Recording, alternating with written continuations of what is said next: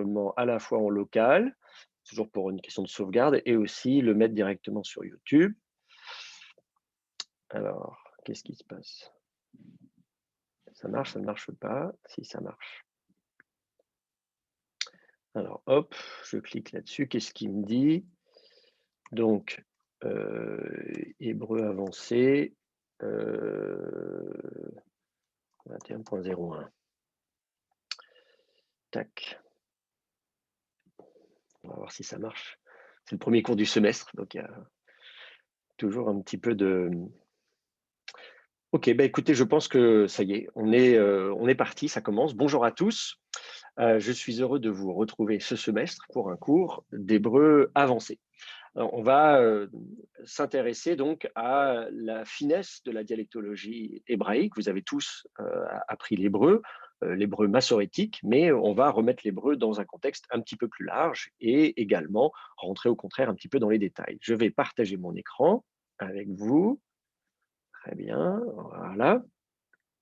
Je vais écrire sur cet écran, déjà on va commencer par l'intitulé du cours, hébreu avancé. Je crois qu'on va dire, c'est l'année 2020-2021, quelque chose comme ça. Je vais le mettre là comme ça. Et puis, je m'appelle Mickaël Angla, mais ça vous le savez déjà. Je vous donne tout de suite également les coordonnées de mon site internet, où vous retrouverez quelques ressources en général. J'essaie de mettre pas mal de choses là-dessus. Donc, parler d'hébreu avancé, c'est donc s'intéresser à l'hébreu au-delà de la formation que vous avez eue lors de vos premières années d'études. Vous avez eu notamment appris l'hébreu massorétique, on va y revenir. Vous avez également appris le grec, peut-être un petit peu l'araméen, je ne sais pas. Mais il faudrait peut-être commencer par replacer l'hébreu dans le contexte plus large des langues sémitiques. Donc ça, c'est un chapitre d'introduction. Ça va pas être un cours théorique, hein, on va pas faire de la théorie comme ça tout le semestre. Au contraire, on va travailler sur des textes et puis on va apprendre ensemble quelques finesses de l'hébreu au travers de textes. Mais avant d'attaquer tout de suite les textes que j'ai déposés donc sur Moodle, j'ai déposé le premier texte à travailler. De manière générale, je les déposerai au fur et à mesure. On va faire une petite introduction pour rappeler quelques petites choses essentielles sur l'hébreu. D'abord, premièrement, j'aimerais parler de l'hébreu comme langue sémitique.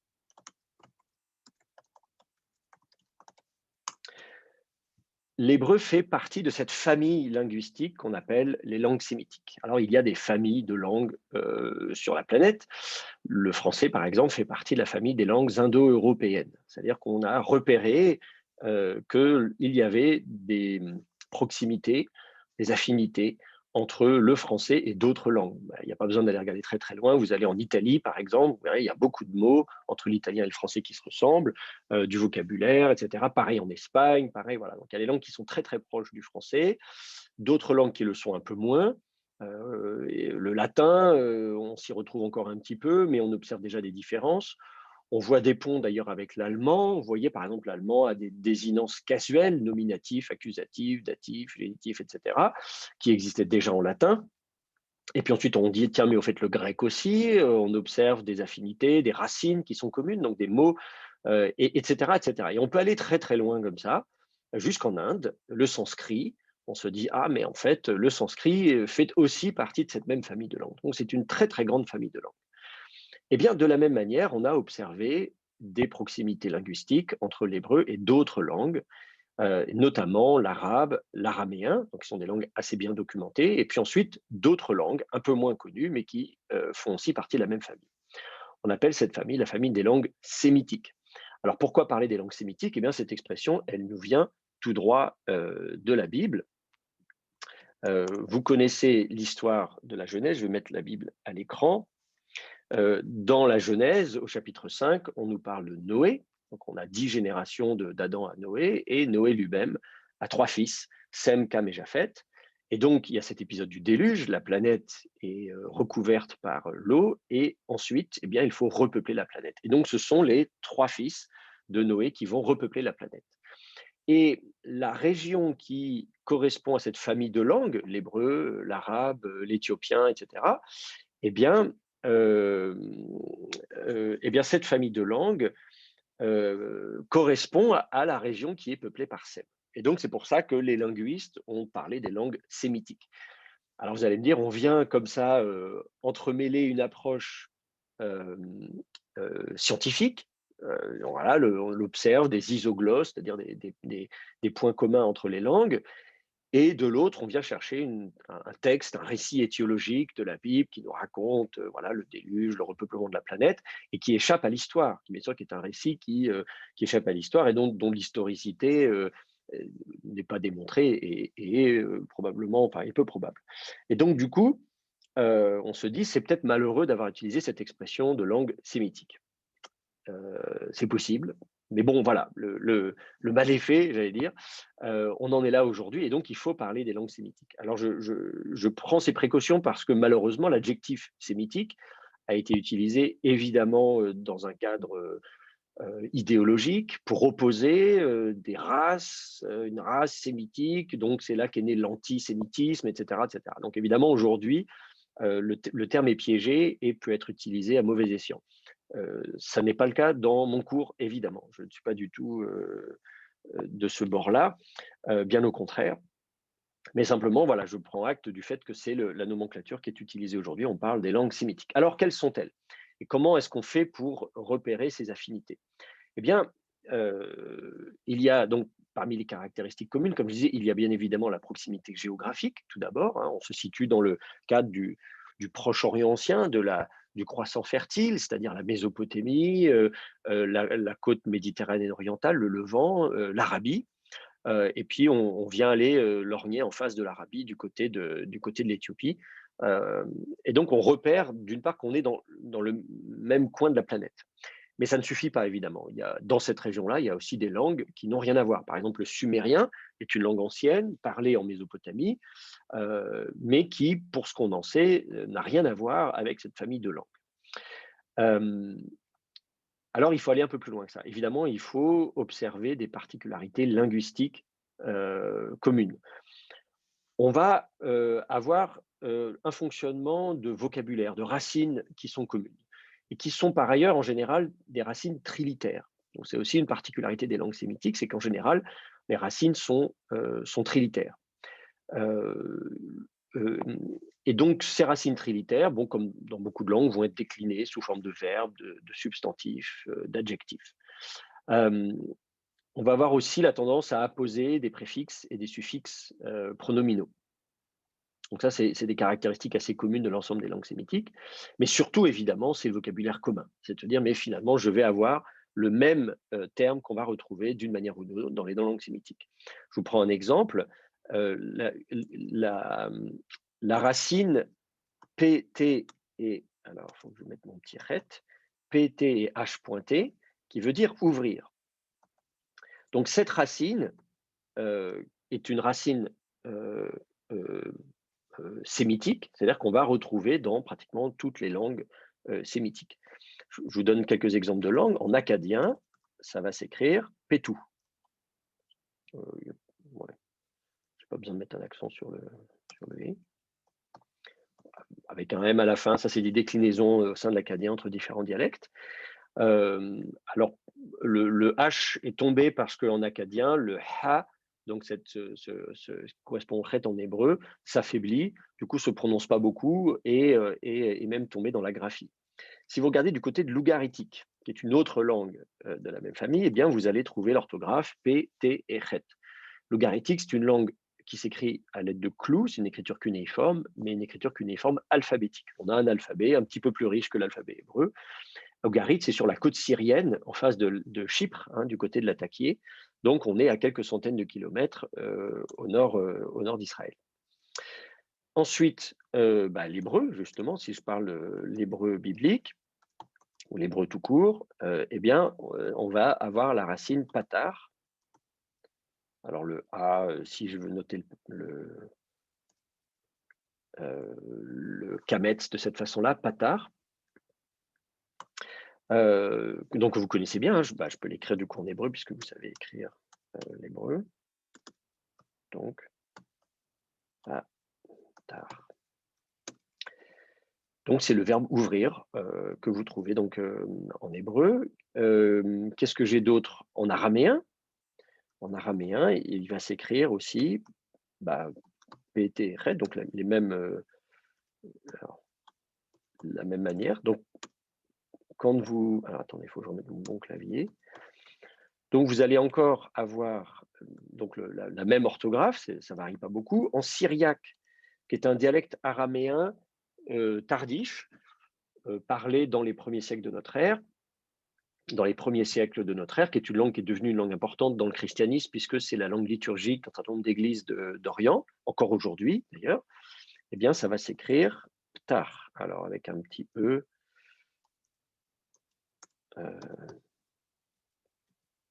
Voilà, ptar, avec un schwa. Mais donc, vous voyez, les consonnes restent les mêmes, la vocalisation change un petit peu. En arabe, qui est une langue sémitique très importante, encore parlée aujourd'hui par un grand nombre de populations dans le monde, c'est fataha. Alors là, vous avez, la seule différence, c'est que le P devient un F, mais ça, c'est justement une des particularités de l'arabe, c'est qu'il n'y a pas de son P dans l'arabe. Alors, si vous avez fait de l'hébreu, vous savez qu'entre le P et le F, il n'y a pas une très grosse différence, puisqu'en hébreu également, le P se prononce de temps en temps F. C'est la fameuse spirantisation des bégat kefat, c'est-à-dire on a une bilabiale, donc les deux lèvres normalement ferment empêchent le passage de l'air, donc font occlusion, c'est une occlusive.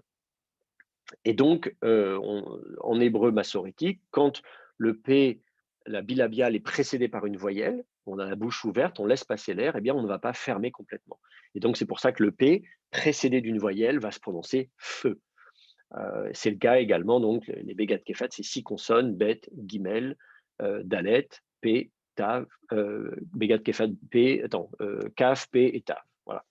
Donc, vous avez ces 6 consonnes qui, lorsqu'elles sont précédées d'une voyelle, sont fricatives, on laisse passer l'air. Donc, le P et le F sont des consonnes en fait qui sont très proches, des sons qui sont très proches. La seule question, c'est de savoir est-ce que je bloque le passage de l'air ou est-ce que je laisse un petit peu passer l'air.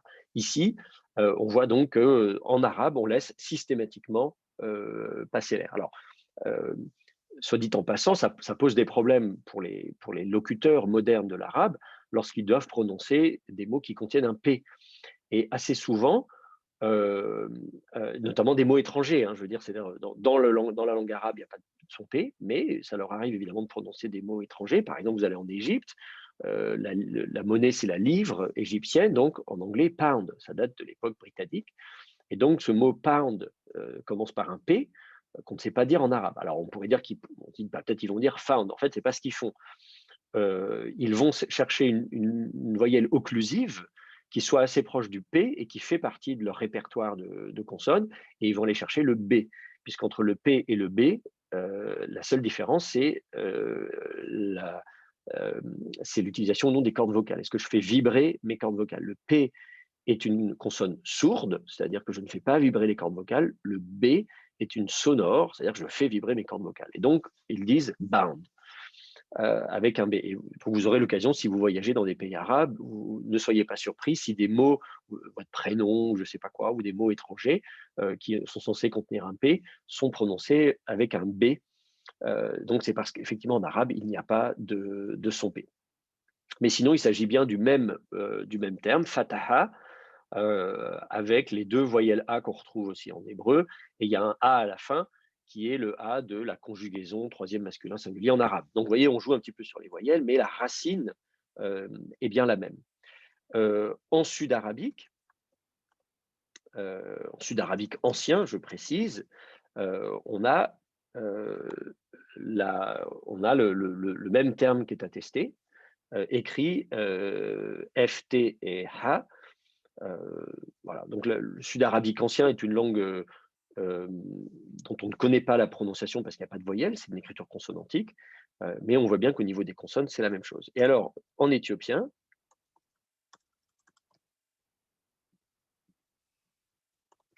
eh bien, ça s'écrit fatha. C'est le même phénomène donc dans les langues donc sud-sémitique, donc vous voyez, arabe, sud-arabique, éthiopien, il y a ce phénomène commun où le P devient un F.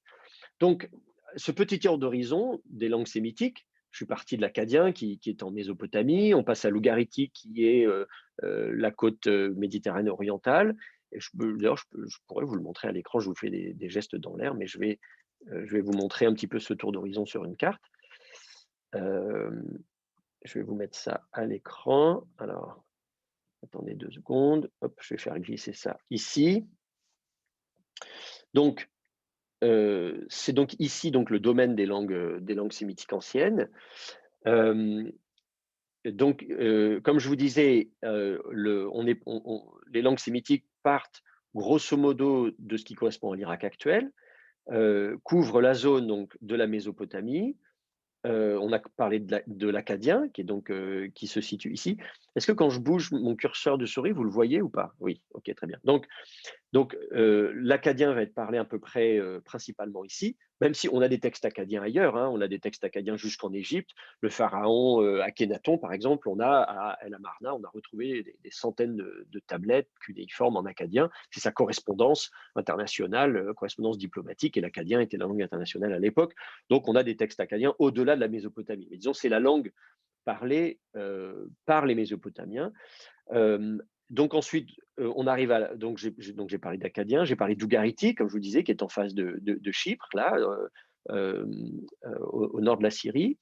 Et puis ensuite, on est descendu, on a parlé de l'hébreu, on a parlé de l'araméen. Alors l'araméen qui localement est au départ parlé ici, dans cette région-là, mais à un moment donné, c'est pareil, l'araméen va s'imposer à l'époque achéménide, donc à l'époque où les Perses, donc entre le 6e et le 4e siècle avant notre ère, les Perses dominent un empire énorme qui couvre, qui va voilà, pratiquement jusqu'à la vallée de l'Indus. Donc ça veut dire que jusqu'en Ouzbékistan, vous allez trouver des textes en araméen, et de la même manière, jusqu'au sud de l'Égypte, vous allez aussi trouver des textes en araméen à cette époque-là. Mais évidemment, à la base, l'araméen, c'est la langue de Damas, enfin de cette région-là. Et puis petit à petit, donc, l'araméen va être utilisé dans une sphère beaucoup plus importante. On a parlé de l'hébreu, j'aurais pu parler du phénicien d'ailleurs, qui est une autre langue sémitique. Et puis ensuite, on est descendu pour aller voir du côté de l'Arabie.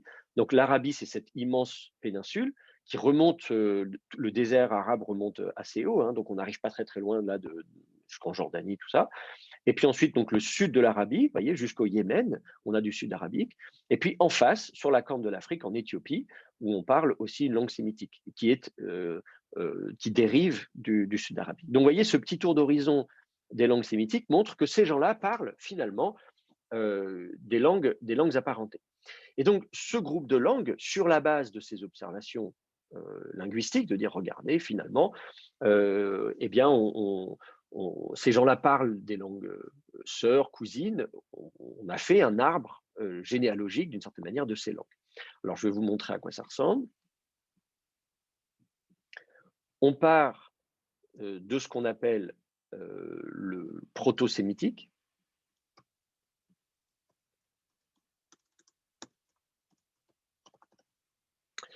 À l'origine, on parle du proto-sémitique. Alors, évidemment, il y a des gens qui pensent que ça a été une vraie langue. Il y a 6000 ans, les gens parlaient le proto-sémitique. En fait, c'est une reconstruction. C'est-à-dire, il ne faudrait pas s'imaginer qu'il y a 6000 ans, les gens parlaient vraiment cette langue-là. C'est simplement une langue artificielle construite par des linguistes comme outil pour pouvoir comprendre l'articulation entre les différentes langues. Je peux faire le parallèle en mathématiques. En mathématiques, on invente des outils mathématiques qui permettent, je ne sais pas, d'expliquer des phénomènes en physique, en économie, dans plein de domaines. Donc, dans le monde du réel, on observe des phénomènes dans le monde du réel, on se dote d'outils mathématiques pour pouvoir manipuler ces phénomènes. Ça ne veut pas dire qu'on a découvert une réalité physique. Ce n'est pas la même chose. Et de la même manière, pour moi, c'est simplement un outil dont on se dote pour pouvoir facilement passer d'une langue à l'autre. Donc, le proto-sémitique, ensuite, on va distinguer de façon générale, de façon assez simpliste, disons. On va parler des langues sémitiques à l'est et à l'ouest. Donc, on va parler des langues sémitiques orientales et occidentales. Alors, c'est une répartition qui est à la fois géographique, mais qui tient compte également d'affinités linguistiques. Il y a des phénomènes, les langues sont proches entre elles, indépendamment de leur proximité géographique. Il se trouve que la proximité géographique est souvent concomitante d'une proximité linguistique. Alors, dans les langues orientales, donc, on va avoir l'acadien, et puis d'autres petites langues que je vais signaler ici. Acadien, je vais mettre en plus petit. Acadien, Héblaïte et amorite. Comme ça, au moins, vous connaîtrez ces langues. C'est important parce que si vous regardez des dictionnaires comme le Keller-Baumgartner, dictionnaire d'hébreu, comme le Keller-Baumgartner, donc même si ce sont des dictionnaires d'hébreu biblique, hein, malgré tout, ces dictionnaires vous parlent justement des autres langues sémitiques. Et assez souvent, quand vous allez enquêter, y compris sur le sens d'un mot en hébreu, eh bien, vous allez assez rapidement devoir aller regarder du côté justement des langues apparentes et en dire, mais est-ce que je trouve le même terme ailleurs? Alors en acadien, on va avoir plusieurs. Je vais faire une petite liste comme ça de. On n'a pas beaucoup de place, mais je vais vous montrer. On va avoir ce qu'on appelle le paléo-acadien. On va avoir. Il faut que j'écrive plus petit, pareil. On va avoir l'assyrien au nord et le babylonien un peu plus au sud. Et je pourrais encore rentrer dans le détail, c'est-à-dire que le babylonien, on va distinguer le paléo-babylonien à différentes périodes. C'est-à-dire quand on est 2000 ans avant Jésus-Christ, c'est pas pareil que quand on est 500 ans avant Jésus-Christ. Donc, du néo-babylonien. Donc, à l'intérieur de chacune de ces langues, il y a encore des dialectes, mais ça vous donne une idée. L'héblaïte, l'amorite, ce sont d'autres petites langues, je ne rentre pas dans le détail, elles ne sont pas forcément très bien connues. Et puis, dans les langues occidentales, eh bien, on va distinguer les langues occidentales du nord et du sud. Donc, on va avoir les langues septentrionales,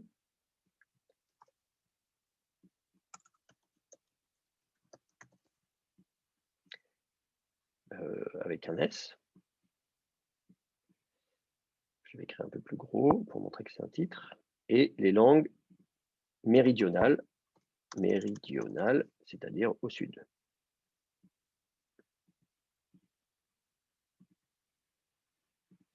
Alors, du coup, dans ces langues, je vais commencer par les langues méridionales au sud. Eh bien, ce que je vous ai dit, c'est-à-dire que vous allez avoir notamment des langues arabes. Je vais les mettre ici en petit. Il faudrait, ou peut-être, j'ai peut-être la place de les distinguer. Comme ça.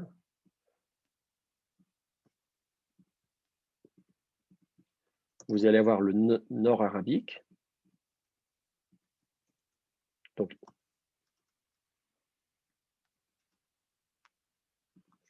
en plus petit. Encore plus petit, voilà, nord arabique. Le sud arabique. Je ne sais pas si je vais avoir la place. Sud arabique.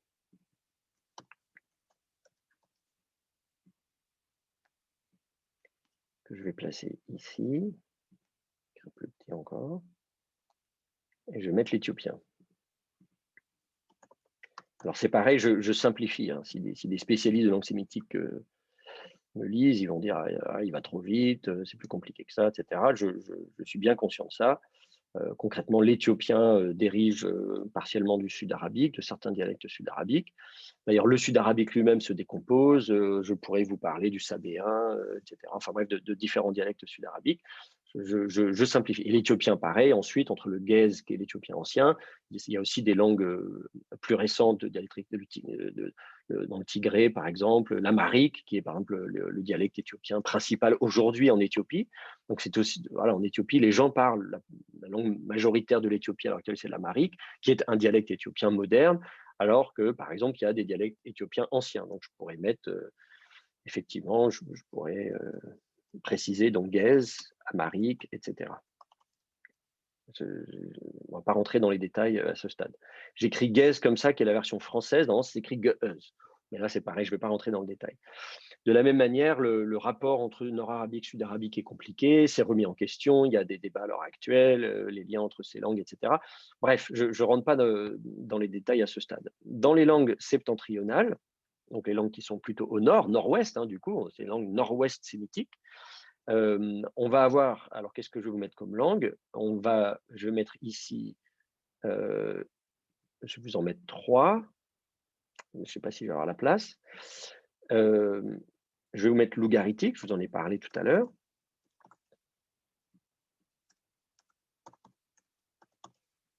Alors c'est pareil, il peut y avoir des débats. Est-ce que l'ougaritique doit être une langue nord-ouest sémitique ou est-ce qu'il aurait une branche à part? Vous voyez, donc tout ça, il y a un peu des débats sur les. Mais je ne vais pas trop rentrer dans les débats à ce stade. Simplement, c'est juste pour que vous ayez une idée de la richesse de cette famille. L'araméen que je vais placer ici. Et puis, du coup, on va parler des langues cananéennes ici. Dans les langues cananéennes, donc à chaque fois, si on fait un embranchement, c'est parce qu'on estime qu'il y a des particularités, ce qu'on appelle des isoglosses, donc une proximité linguistique entre ces langues qu'on ne retrouve pas ailleurs. Par exemple, pourquoi on a fait un groupe de langues qu'on dit cananéennes? Parce qu'elles vont avoir une particularité. Alors, je vais vous dire lesquelles c'est déjà. Dans les langues cananéennes, on va retrouver ça va être compliqué, je ne vais pas avoir la place de tout mettre. Allez, je vais mettre ça comme ça. Je vais vous mettre. Non, je ne vais vraiment pas avoir la place. Alors, on va glisser un petit peu ça comme ça. Avec un peu de chance, je vais gagner un peu de place. Je vais vous mettre ici le phénicien.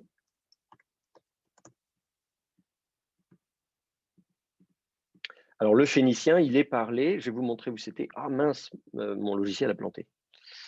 Aïe. Alors, ça c'est moche. Je vais reprendre où j'en étais. Je suis vraiment désolé du coup pour le. Vous avez toujours le partage d'écran là? Vous voyez mon écran? Ouais, mon tableau blanc à planter, je suis désolé. J'utilise le logiciel OpenBoard. Des fois, on me pose la question, Sarah, qu'est-ce que vous utilisez comme logiciel? Ça s'appelle OpenBoard, c'est gratuit. En principe, ça fonctionne assez bien, mais là, malheureusement, c'est peut-être le mauvais exemple. Bon, j'en étais donc à parler des langues cananéennes. Je vais peut-être noter ça quand même. Donc, les langues cananéennes. Voilà, je vais reprendre où j'en étais là. Et puis, du coup, ce que je disais, donc, on va avoir le phénicien. On va avoir les dialectes transjordaniens.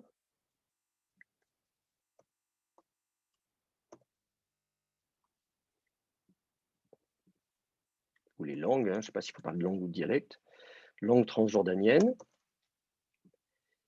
Et puis, on va mettre l'hébreu ici. Voilà, on y vient. Ça y est, enfin, on a mis l'hébreu sur notre arbre généalogique. Je vous disais, les langues cananéennes, par exemple, pourquoi est-ce qu'on les regroupe sous un même groupe? Alors, pas simplement parce que géographiquement, elles correspondent à la région de Canaan, même si c'est le cas, hein, effectivement. La région de Canaan, concrètement, dans la Bible, eh bien, c'est la côte méditerranéenne orientale, la côte levantine, le sud de la côte levantine. Au nord de la côte levantine, là, du côté d'Ougarit, par exemple, on n'est plus en territoire de Canaan. Et on le sait comment? On le sait précisément parce que dans un texte à Ougarit, on fait mention de quelqu'un, d'un Cananéen qui vient à Ougarit. Donc, si on dit qu'un Cananéen vient à Ougarit, ça veut dire que quand on est à Ougarit, on n'est plus en Canaan. Donc, c'est un bon moyen pour nous de savoir qu'en fait, grosso modo, voilà. Donc, ça correspond, si vous voulez, donc les langues cananéennes, ça correspond à la côte levantine sud. Et les Phéniciens, notamment, occupent des villes dans l'Antiquité, notamment Tyr et Sidon, et Byblos, alors qu'on ne voit pas ici, parce que si elle est là, voilà. Donc Byblos, Tyr, Sidon, qui sont 3 villes côtières très importantes des Phéniciens. D'ailleurs, le terme phénicien, ils ne s'appelaient pas eux-mêmes phéniciens. Donc, beaucoup de ces termes-là qu'on utilise quand on parle de cananéens, qu'on parle de phéniciens, même quand on parle d'hébreu, ce ne sont pas les termes employés dans l'Antiquité par ces populations-là pour se désigner elles-mêmes et pour désigner leur langue. Hein, c'est comme quand on parle des langues sémitiques, tout ça, c'est une terminologie moderne. Les Phéniciens ne s'appelaient pas eux-mêmes des Phéniciens, ce sont les Grecs qui les ont appelés comme ça. Ils s'appelaient Tyriens, Sidoniens, et ils n'avaient pas d'unité nationale. On n'a pas de texte phénicien qui disent nous, les Phéniciens, nous habitons tantôt à Tyr, tantôt à Sidon. Non, non, les Tyriens, ils sont Tyriens, les autres sont Sidoniens. Simplement, on se rend compte qu'ils parlent la même langue et qu'il y a effectivement une proximité culturelle. Et donc, du coup, les Grecs les ont appelés les Phéniciens et le terme est resté. Et donc, la langue parlée par cette population-là, on l'appelle le phénicien. De la même manière, quand je parle des dialectes transjordaniens, vous avez donc le fleuve du Jourdain, là, vous voyez, qui sépare, vous voyez, le lac de Galilée au nord, la mer Morte au sud. Eh bien, de l'autre côté du Jourdain, donc ce qu'on appelle la Transjordanie, on a effectivement plusieurs dialectes, plusieurs langues qui sont mentionnées dans la Bible. Donc, on va avoir Moabite, Ammonite, Édomite. Voilà, ça fait partie de. Donc, ce sont des langues que vous allez trouver. Alors, Moab, le territoire de Moab, c'est le long de la mer Morte, juste à l'est de la mer Morte. Le territoire d'Ammon, ben, c'est là où vous voyez Amman aujourd'hui, hein, d'ailleurs le terme est le même. Et puis Édom, c'est un peu plus au sud, vous voyez, c'est au sud de la mer Morte, mais de l'autre côté de cette, de cette région-là. Et donc, ce sont là encore des langues extrêmement proches. Et puis, bien sûr, vous allez trouver l'hébreu. Et l'hébreu va ensuite être divisé en dialectes. On va y revenir dans un instant. Ces langues cananéennes, pourquoi est-ce qu'on les a groupées ensemble? Pas simplement parce qu'elles sont dans la même région, on aurait pu dire d'accord, mais en fait, ils sont dans la même région, mais ils parlent quand même des langues assez différentes. En fait, elles ont la particularité d'avoir un phénomène commun. Tout à l'heure, je vous parlais par exemple du passage du POF pour les langues d'Arabie, donc qui les groupe ensemble, non seulement géographiquement, mais aussi linguistiquement, ce qu'on appelle une isoglosse.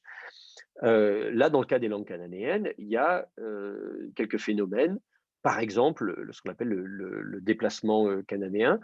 Quand vous avez une voyelle A dans une syllabe ouverte, et il va être déplacé en O.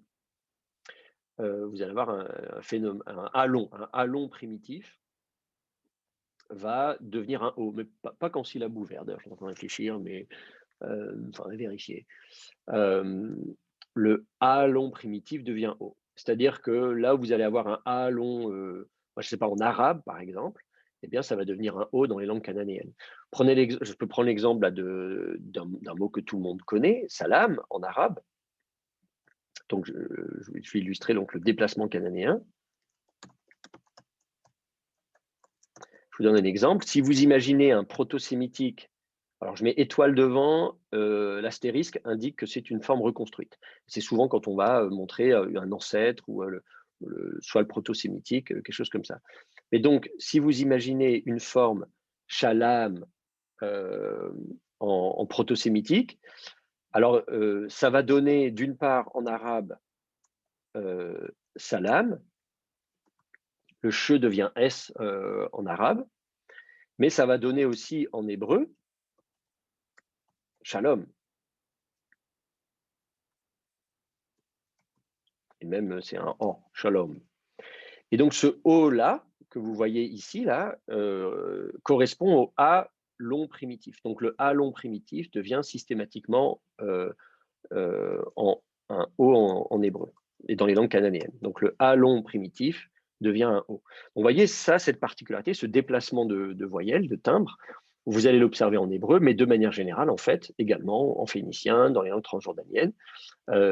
Et donc, on dit c'est ce qu'on appelle le déplacement cananéen. C'est une des caractéristiques de ces langues cananéennes. Donc, vous voyez un petit peu le topo. C'est comme ça qu'on essaie de faire cette classification, non seulement au niveau de la proximité géographique, mais également de dire qu'il y a des phénomènes communs et qui n'appartiennent qu'à ce groupe-là, qu'on ne trouve pas dans d'autres langues sémitiques. Donc, les langues sémitiques, c'est à la fois des affinités, elles partagent des choses en commun, mais en même temps, au sein même des langues sémitiques, il y a aussi des différences. Donc, il faut rendre compte à la fois des affinités et des différences.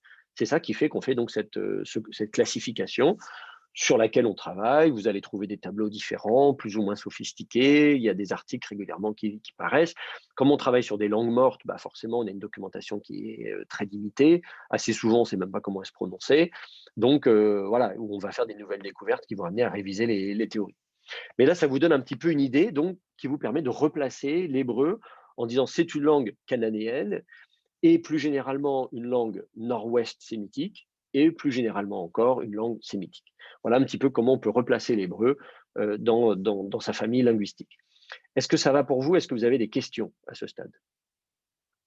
Des remarques ou non, ça va? OK.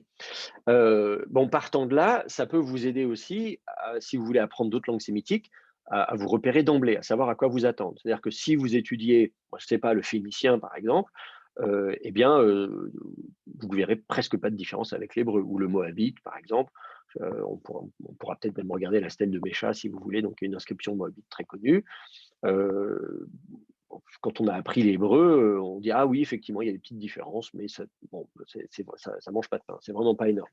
Si vous allez regarder du côté de l'araméen, vous dire: «Ah oui, l'araméen, c'est quand même très proche de l'hébreu, mais je commence à sentir un peu plus de différence». D'accord, d'accord, d'accord, d'accord. Si vous allez voir l'arabe, vous dites: «Ah, je fais encore un pas supplémentaire, je sens que je commence à m'éloigner». En même temps, si vous avez fait de l'araméen, avant de faire de l'arabe, vous allez voir que justement l'araméen se situe quelque part entre l'hébreu et l'arabe et donc le passage sera plus facile si vous passez de l'hébreu au phénicien, à l'araméen, à l'arabe. Vous faites des petits sauts à chaque fois et ça permet comme ça beaucoup plus facilement d'apprendre ces langues-là. Pour l'araméen, j'aurais pu faire tout un arbre aussi pour distinguer les différents dialectes araméens. Il y en a beaucoup. C'est pareil, si vous avez fait de l'araméen et qu'ensuite vous faites du syriaque, bon, il y a deux, trois petites choses à savoir, mais ensuite, ça y est, une fois que vous avez fait l'araméen, vous savez le syriaque. Vous voyez ce que je veux dire? Donc de proche en proche, comme ça, vous pouvez assez facilement apprendre toutes les langues sémitiques et aller comme ça de plus en plus loin. L'akkadien est une langue assez éloignée, hein, on est là, c'est la branche des langues sémitiques orientales et il va y avoir des particularités très intéressantes qu'on a dans ce groupe de langues, dans l'akkadien, qu'on a nulle part ailleurs dans les autres langues sémitiques. En même temps, l'akkadien est une langue intéressante pour vous, pour nous, pour la Bible, parce qu'il y a un répertoire de vocabulaire qui est très riche. Et ce que je vous disais tout à l'heure, c'est que connaître les langues sémitiques, bon, ça permet de mieux comprendre, y compris des phénomènes linguistiques, de syntaxe, de grammaire qui nous paraissent un peu bizarres. On est face à un texte hébreu en disant, tiens, c'est quand même un peu bizarre ce que j'observe. De dire, ah mais non, en fait, j'ai le même phénomène ailleurs dans les langues sémitiques, donc ça rassure. C'est un premier avantage. C'est pas le plus important. L'avantage le plus important, c'est au niveau du vocabulaire. Dans la Bible, assez souvent, il y a des mots qu'on connaît mal, qui n'apparaissent qu'une seule fois ou que quelques fois, et on ne sait pas très bien ce qu'ils veulent dire. Et donc, on est content quand on trouve le même mot ailleurs, dans d'autres langues sémitiques. On se dit, ah, je comprends mieux finalement l'étymologie de ce terme, le sens qu'il a pu avoir et comment on a abouti à ce sens dans la Bible, y compris pour des découvertes récentes. Et donc ça, vous le verrez beaucoup, je disais, dans des dictionnaires comme Keller Baumgartner, que je vous recommande, qui est un des meilleurs dictionnaires d'hébreu et d'araméen biblique, qui a été fait en allemand puis traduit en anglais. Eh bien, il prend le soin, au début de chaque mot, de vous signaler les parallèles dans les autres langues sémitiques. Je vous donne un petit exemple de termes qu'on ne connaissait pas ou mal, disons, en hébreu, les réphaïm. Les Réphaïm sont mentionnés quelques fois dans la Bible, c'est un mot hébreu, on ne sait pas trop de quoi on parle. On a l'impression que c'est des gens alors, morts, est-ce que c'est des fantômes? Est-ce que c'est des êtres divins? Enfin, c'était un petit peu flou. On l'a quelques fois dans la Bible, Réphaïm.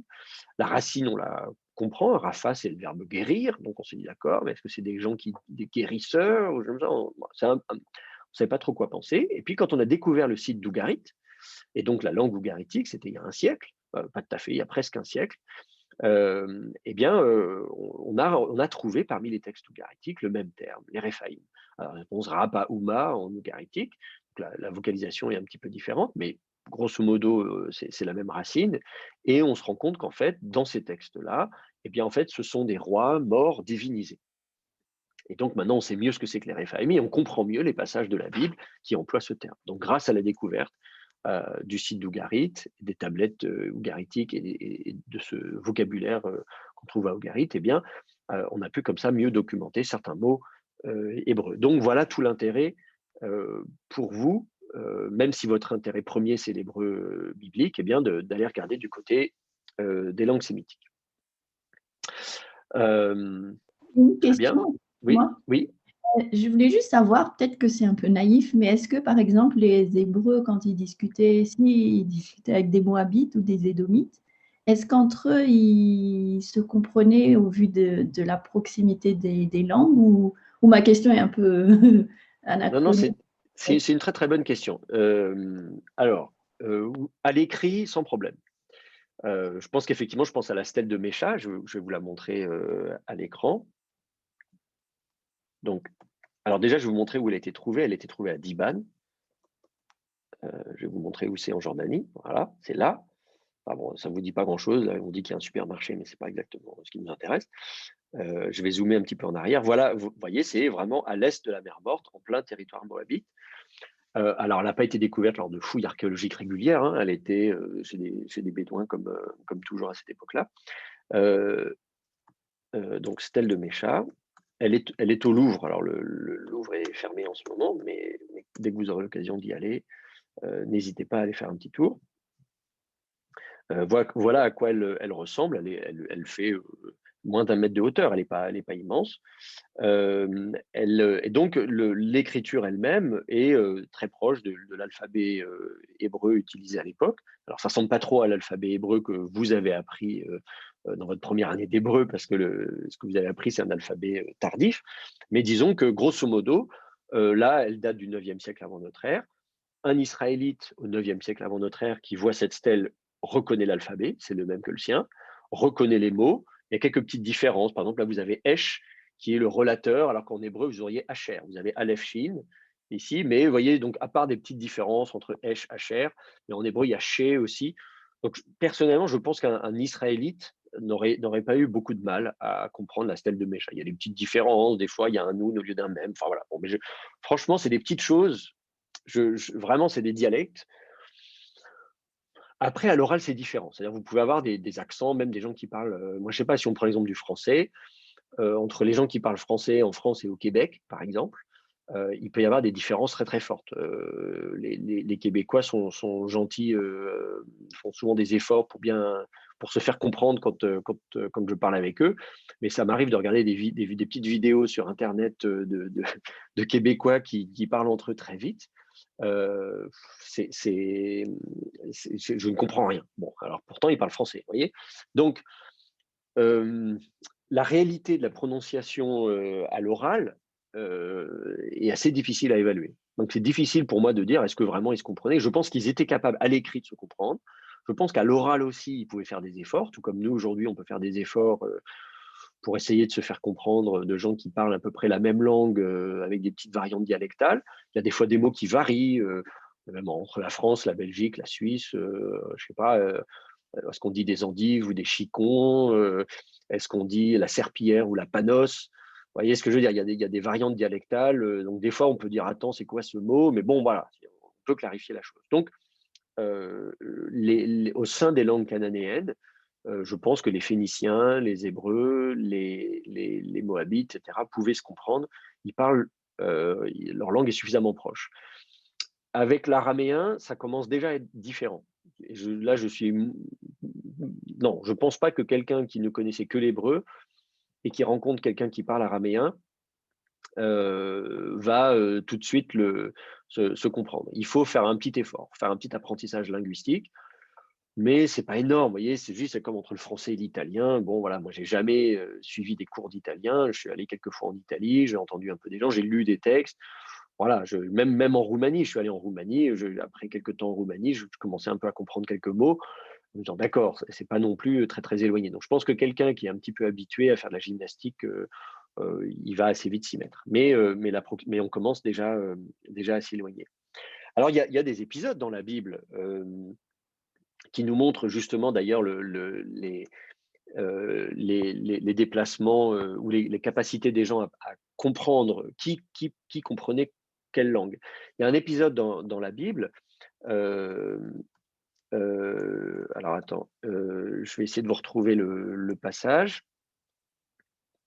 C'est dans 2 Rois chapitre 18. Je vais vous montrer donc ce qui se passe dans ce passage-là. On va regarder le contexte. Je vais enlever ça pour qu'on voit un peu mieux. Faut regarder un peu plus haut. Donc, les Assyriens assiègent Jérusalem. Vous voyez, verset 17, ils montèrent et arrivaient à Jérusalem. Et donc, du coup, ils réclament le roi, le chef du palais Eliakim. Ils sortent vers eux. L'aide de camp leur dit, dites à Ézéchias, ainsi parle le grand roi, le roi d'Assyrie, quelle est cette confiance sur laquelle tu reposes? Donc, c'est le siège de Jérusalem par Sénachérib à l'époque d'Ézéchias. Et donc, il leur parle. Et donc du coup, euh, lance donc un défi à mon seigneur le roi d'Assyrie, je te donnerai 2000 chevaux si toutefois tu peux te procurer des cavaliers pour les monter. Enfin voilà, donc il y a ce dialogue entre les envoyés du roi d'Assyrie qui parlent comme ça au porte-parole, disons, du gouvernement à Jérusalem et qui les menace un peu, qui les ridiculise un peu. Voilà, voyez un peu, voyez un peu la scène. Et puis, donc du coup, ils les mettent au défi et alors ils leur répondent au verset 26, Eliakim, dire ta lettre de camp, veuille parler à tes serviteurs en araméen, car nous le comprenons, mais ne nous parle pas en judéen aux oreilles du peuple qui est sur la muraille. Vous voyez, c'est-à-dire qu'en fait, ils sont un peu embarrassés par cette scène, puisque l'émissaire du roi assyrien, donc les Assyriens, ils parlent l'akkadien, plus précisément, ils parlent le néo-assyrien, si vous pensez au petit tableau, à l'arbre généalogique que je vous ai montré, donc ils parlent le néo-assyrien, et c'est leur langue à eux. À l'époque, la langue internationale, c'est l'araméen. Donc, au lieu que chacun parle sa propre langue, l'idée, c'est de parler une langue commune. Aujourd'hui, on dirait, on va faire ça en anglais. Vous voyez, l'anglais, c'est un peu la langue un peu universelle. Ça veut dire qu'à l'époque, c'est l'araméen, qui est la langue un petit peu internationale. Et donc, on s'attendrait à ce qu'ils leur parlent en araméen. Et donc, ils ont ce dialogue, ils sont là de l'autre côté de la muraille, ils ont assiégé la ville, et ils leur parlent très fort, imaginez, ouais, ouais, comme ça. Alors, et puis un peu, il dit, bah, allez-y, mais venez, si vous, voilà, vous êtes même pas cap, vous voyez, un peu, il se moque un petit peu d'eux, mais si votre Dieu est capable de, etc., de vous défendre, machin, mais venez donc, voilà. Et donc, ils ont tous un petit peu ce discours de propagande pour faire perdre leurs moyens aux habitants de Jérusalem et qui se rendent tout simplement. Le but d'un siège, c'est de dire allez-y, rendez-vous, voilà, de toute façon, on est les plus forts, vous avez perdu. Bon, voilà. Donc, ils tiennent un petit peu ce discours. Et ce discours, qui parle très très fort, il parle très très fort en judéen. On dirait aujourd'hui en hébreu. Il leur parle en hébreu, sauf qu'à l'époque, l'hébreu, ils n'appelaient pas la langue l'hébreu, ils l'appelaient le judéen, le judaïte, on pourrait même traduire, yéhoudite en hébreu. Et donc, il leur parle dans cette langue-là. Donc, les émissaires du roi, les porte-paroles du roi sont un peu embarrassés et ils leur disent non, non, non, ne nous parlez pas en hébreu, donc c'est en yéhoudite, euh, parlez-nous en araméen. Euh, Pourquoi? Parce que là, vous parlez en judéen et du coup, tout le peuple, les habitants de Jérusalem, entendent ce que vous dites et du coup, bah, vous sapez un peu le moral des troupes. Alors que l'araméen, manifestement, n'est pas compris par tout le monde. L'araméen n'est compris que par les diplomates. Donc, les porte-paroles du gouvernement parlent l'araméen, c'est un peu comme l'anglais, comme je dis, une sorte de langue internationale, la langue diplomatique. Et donc, les habitants, les porte-paroles du roi Ézéchias préfèrent parler en araméen, même si ce n'est pas leur langue maternelle, même si c'est une langue internationale, d'abord parce qu'ils en sont capables, et peut-être ils veulent dire, écoutez, voilà, nous sommes des vrais, voilà, nous sommes aussi des diplomates, on n'est pas des pecnos, on n'est pas des paysans, on parle autre chose que l'hébreu, on parle l'araméen, qui est la langue internationale, mais surtout, ça les arrange parce qu'ils ne veulent pas que le peuple comprenne l'objet de leur conversation. Ils sont dans voilà, ils tiennent voilà, ils veulent pas s'appeler. Donc, c'est un petit passage très intéressant, comme je vous dis, qui replace bien, qui est très enrichissant au niveau linguistique, qui nous dit bien, voilà, donc les Assyriens, ils parlent néo-assyrien, qui est un dialecte akkadien, les Hébreux parlent yéhoudite, c'est-à-dire ils parlent l'hébreu, mais qui s'appelle le yéhoudite, et la langue internationale, c'est l'araméen. Et ça veut dire aussi que le peuple de Jérusalem ne comprend pas l'araméen, seuls ceux qui l'ont appris le comprennent. C'est pour ça que je disais, pour répondre à votre question, je pense que autant les habitants de Jérusalem peuvent comprendre, donc les Israélites comprennent les Moabites, etc. On est dans des dialectes, à mon avis, suffisamment proches pour que les gens puissent se comprendre sans trop faire d'efforts. En revanche, l'araméen, c'est déjà une étape supplémentaire qui nécessite un apprentissage. Voilà un petit peu pour cette petite anecdote. Est-ce que vous avez d'autres questions sur l'hébreu par rapport aux autres langues sémitiques? Non. Bon, j'aurais pu dire un mot de l'alphabet, mais j'ai déjà parlé de l'alphabet dans une vidéo d'initiation à l'hébreu que vous trouverez sur YouTube, donc je ne vais pas rentrer dans les détails. Simplement pour vous dire qu'il y a plusieurs systèmes d'écriture. Principalement, alors il y a celui qui nous intéresse, c'est un système d'écriture alphabétique. Donc il y a un alphabet qui a été inventé, qui dérive des hiéroglyphes, qui a dû être inventé quelque part au début du 2e millénaire avant notre ère, vers le XVIIIe siècle, XVIIe siècle. Il y a des théories là-dessus, un certain Khébéded, voilà, donc on pourra en parler davantage si ça vous intéresse. Mais donc, on voit apparaître l'adaptation des hiéroglyphes égyptiens pour noter des langues sémitiques, en l'occurrence des langues cananéennes. Que cet alphabet va se décliner ensuite de différentes manières. Vous allez le trouver bien sûr en hébreu, mais c'est le même alphabet adapté différemment que vous allez trouver à Ougarit, que vous allez trouver en Arabie, voilà, qui est encore utilisé aujourd'hui. Même l'arabe que vous lisez aujourd'hui, même s'il ne ressemble pas beaucoup à cet alphabet, ben en fait c'est le même. Et le même alphabet va s'en trouver chez les Grecs, chez les Romains et chez nous. Donc notre alphabet en fait dérive, tout ça dérive du même alphabet. C'est le même alphabet qui s'est décliné de différentes manières. Donc, je pourrais rentrer dans les détails si vous voulez, ça prendrait un petit peu de temps. Je peux juste peut-être prendre un exemple avec le Aleph, qui est donc à la base. Alors attendez, je vais dessiner, donc vous allez vous moquer de moi, mais c'est pas grave. Vous faites une tête, de bœuf là, avec des cornes, quelque chose comme ça. Vous faites des yeux, bref, le museau, ce que vous voulez. Enfin, moi, je ne sais pas bien dessiner. Bon, voilà, vous partez de ça. Ça ressemble, bon, pas trop à une vache, mais c'est pas grave. Donc, imaginez, vous faites un dessin d'une tête de bœuf. Vous allez simplifier ce dessin. Alors, comment on va le simplifier? Bah, vous allez peut-être voilà, faire juste une tête comme ça, là, ce sera plus simple, avec peut-être juste de petits points, j'en sais rien. Bref, vous allez simplifier encore. À la fin, ça va vous faire un truc un peu comme ça, avec voilà. Et puis après, finalement, vous allez encore simplifier, ça vous fera 3 traits comme ça. Voilà. Donc, ce qu'on appelle vraiment là, on a le truc ultra simplifié. Une tête de bœuf. Du coup, vous allez ensuite passer à une rotation. Vous allez faire une rotation de cette tête de bœuf. Ça va vous donner cette forme-là, qui est, soit dit en passant, ce qu'on trouve, par exemple, sur la stèle de Mécha que je vous montrais tout à l'heure. Je vous remets juste à l'écran la stèle de Mécha. Vous voyez ici, là, vous avez le fameux Aleph. Donc, vous avez le V avec le V barré comme ça. Donc ça, c'est le Aleph que vous allez trouver même en hébreu. C'est le Aleph que vous allez trouver même en hébreu, donc à cette époque-là. D'autres lettres. Non, mais pour l'instant, je vais me contenter du Aleph. Et donc, vous allez le retourner, faire une rotation supplémentaire qui va vous donner cette forme-là. Ah non, pardon, ça c'était celle qu'on avait avant. Non, pardon, attendez. Il faut que je gomme ça. Je repars dans l'autre sens. Vous faites une autre rotation encore, et ça vous donne cette forme-là.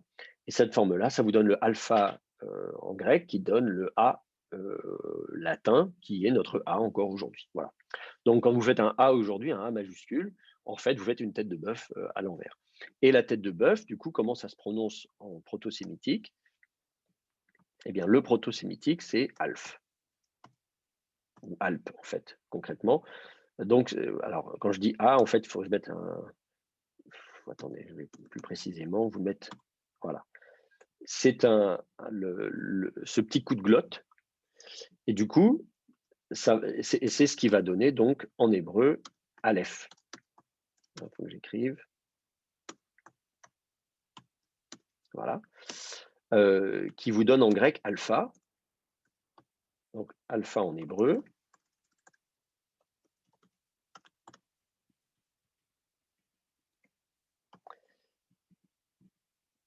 Et puis du coup, ça va vous donner alpha. Je peux même l'écrire en grec d'ailleurs.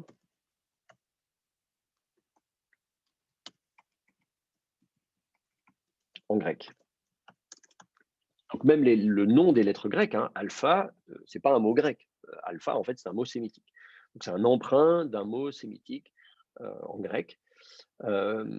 Et donc, ça veut dire bœuf. Voilà. Il faut que je précise que ça veut dire bœuf. Mince, alors j'écris en grec. Il faut que je remette mon clavier. Si vous voulez écrire en français avec les caractères de translittération, en grec, en hébreu, etc., j'ai des claviers sur mon site internet nickelanglo.fr que j'utilise moi-même, que j'ai fait pour moi en fait à la base il y a bien longtemps déjà, il y a bientôt 20 ans, mais qui du coup que je continue à utiliser, qui sont bien pratiques pour écrire toutes les langues sémitiques anciennes. J'ai aussi un clavier arabe, clavier syriaque, clavier éthiopien, ougaritique, enfin, ouais, j'ai plein de choses qui vont vous permettre comme ça. Alors, bon, tous sont sous Windows, certains sont sur Mac. Voilà, ça vous permet de gagner du temps si vous voulez taper toutes ces lettres-là. Mais donc, vous voyez ce que je veux dire? En fait, on part donc de cette notion d'un bœuf. Au début, on dessine un pictogramme, c'est-à-dire on a une tête de bœuf. Pour dire bœuf, ben, je dessine un bœuf, tout simplement. Ça, c'est le principe des hiéroglyphes égyptiens. Et puis après, du coup, donc, on se dit, ah, mais tiens, c'est une bonne idée. L'égyptien n'est pas une langue sémitique. Mais il y a des ouvriers sémites qui travaillent pour les Égyptiens, qui voient comment les Égyptiens travaillent et se disent, ah, c'est une très bonne idée, on va faire pareil.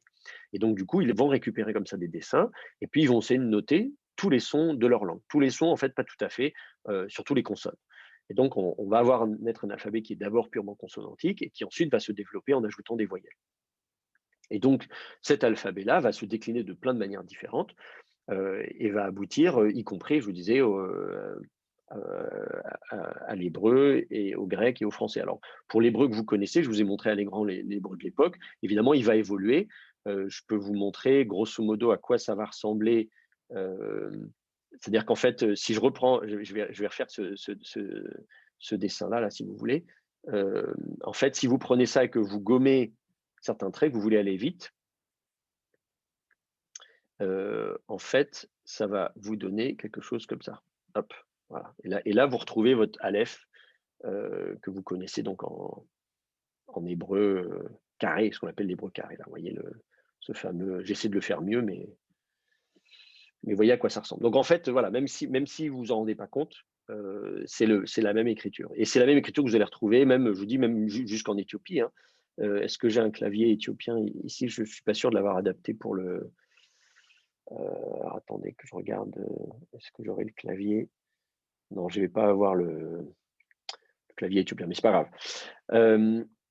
Donc ça vous donne un petit peu l'idée donc de l'évolution, y compris de l'alphabet, né pour noter des langues sémitiques, mais qui ensuite a été utilisé pour noter des langues qui ne sont pas sémitiques. Le français n'est pas une langue sémitique, c'est une langue indo-européenne, mais on utilise finalement ce même alphabet, après adaptation, bien sûr.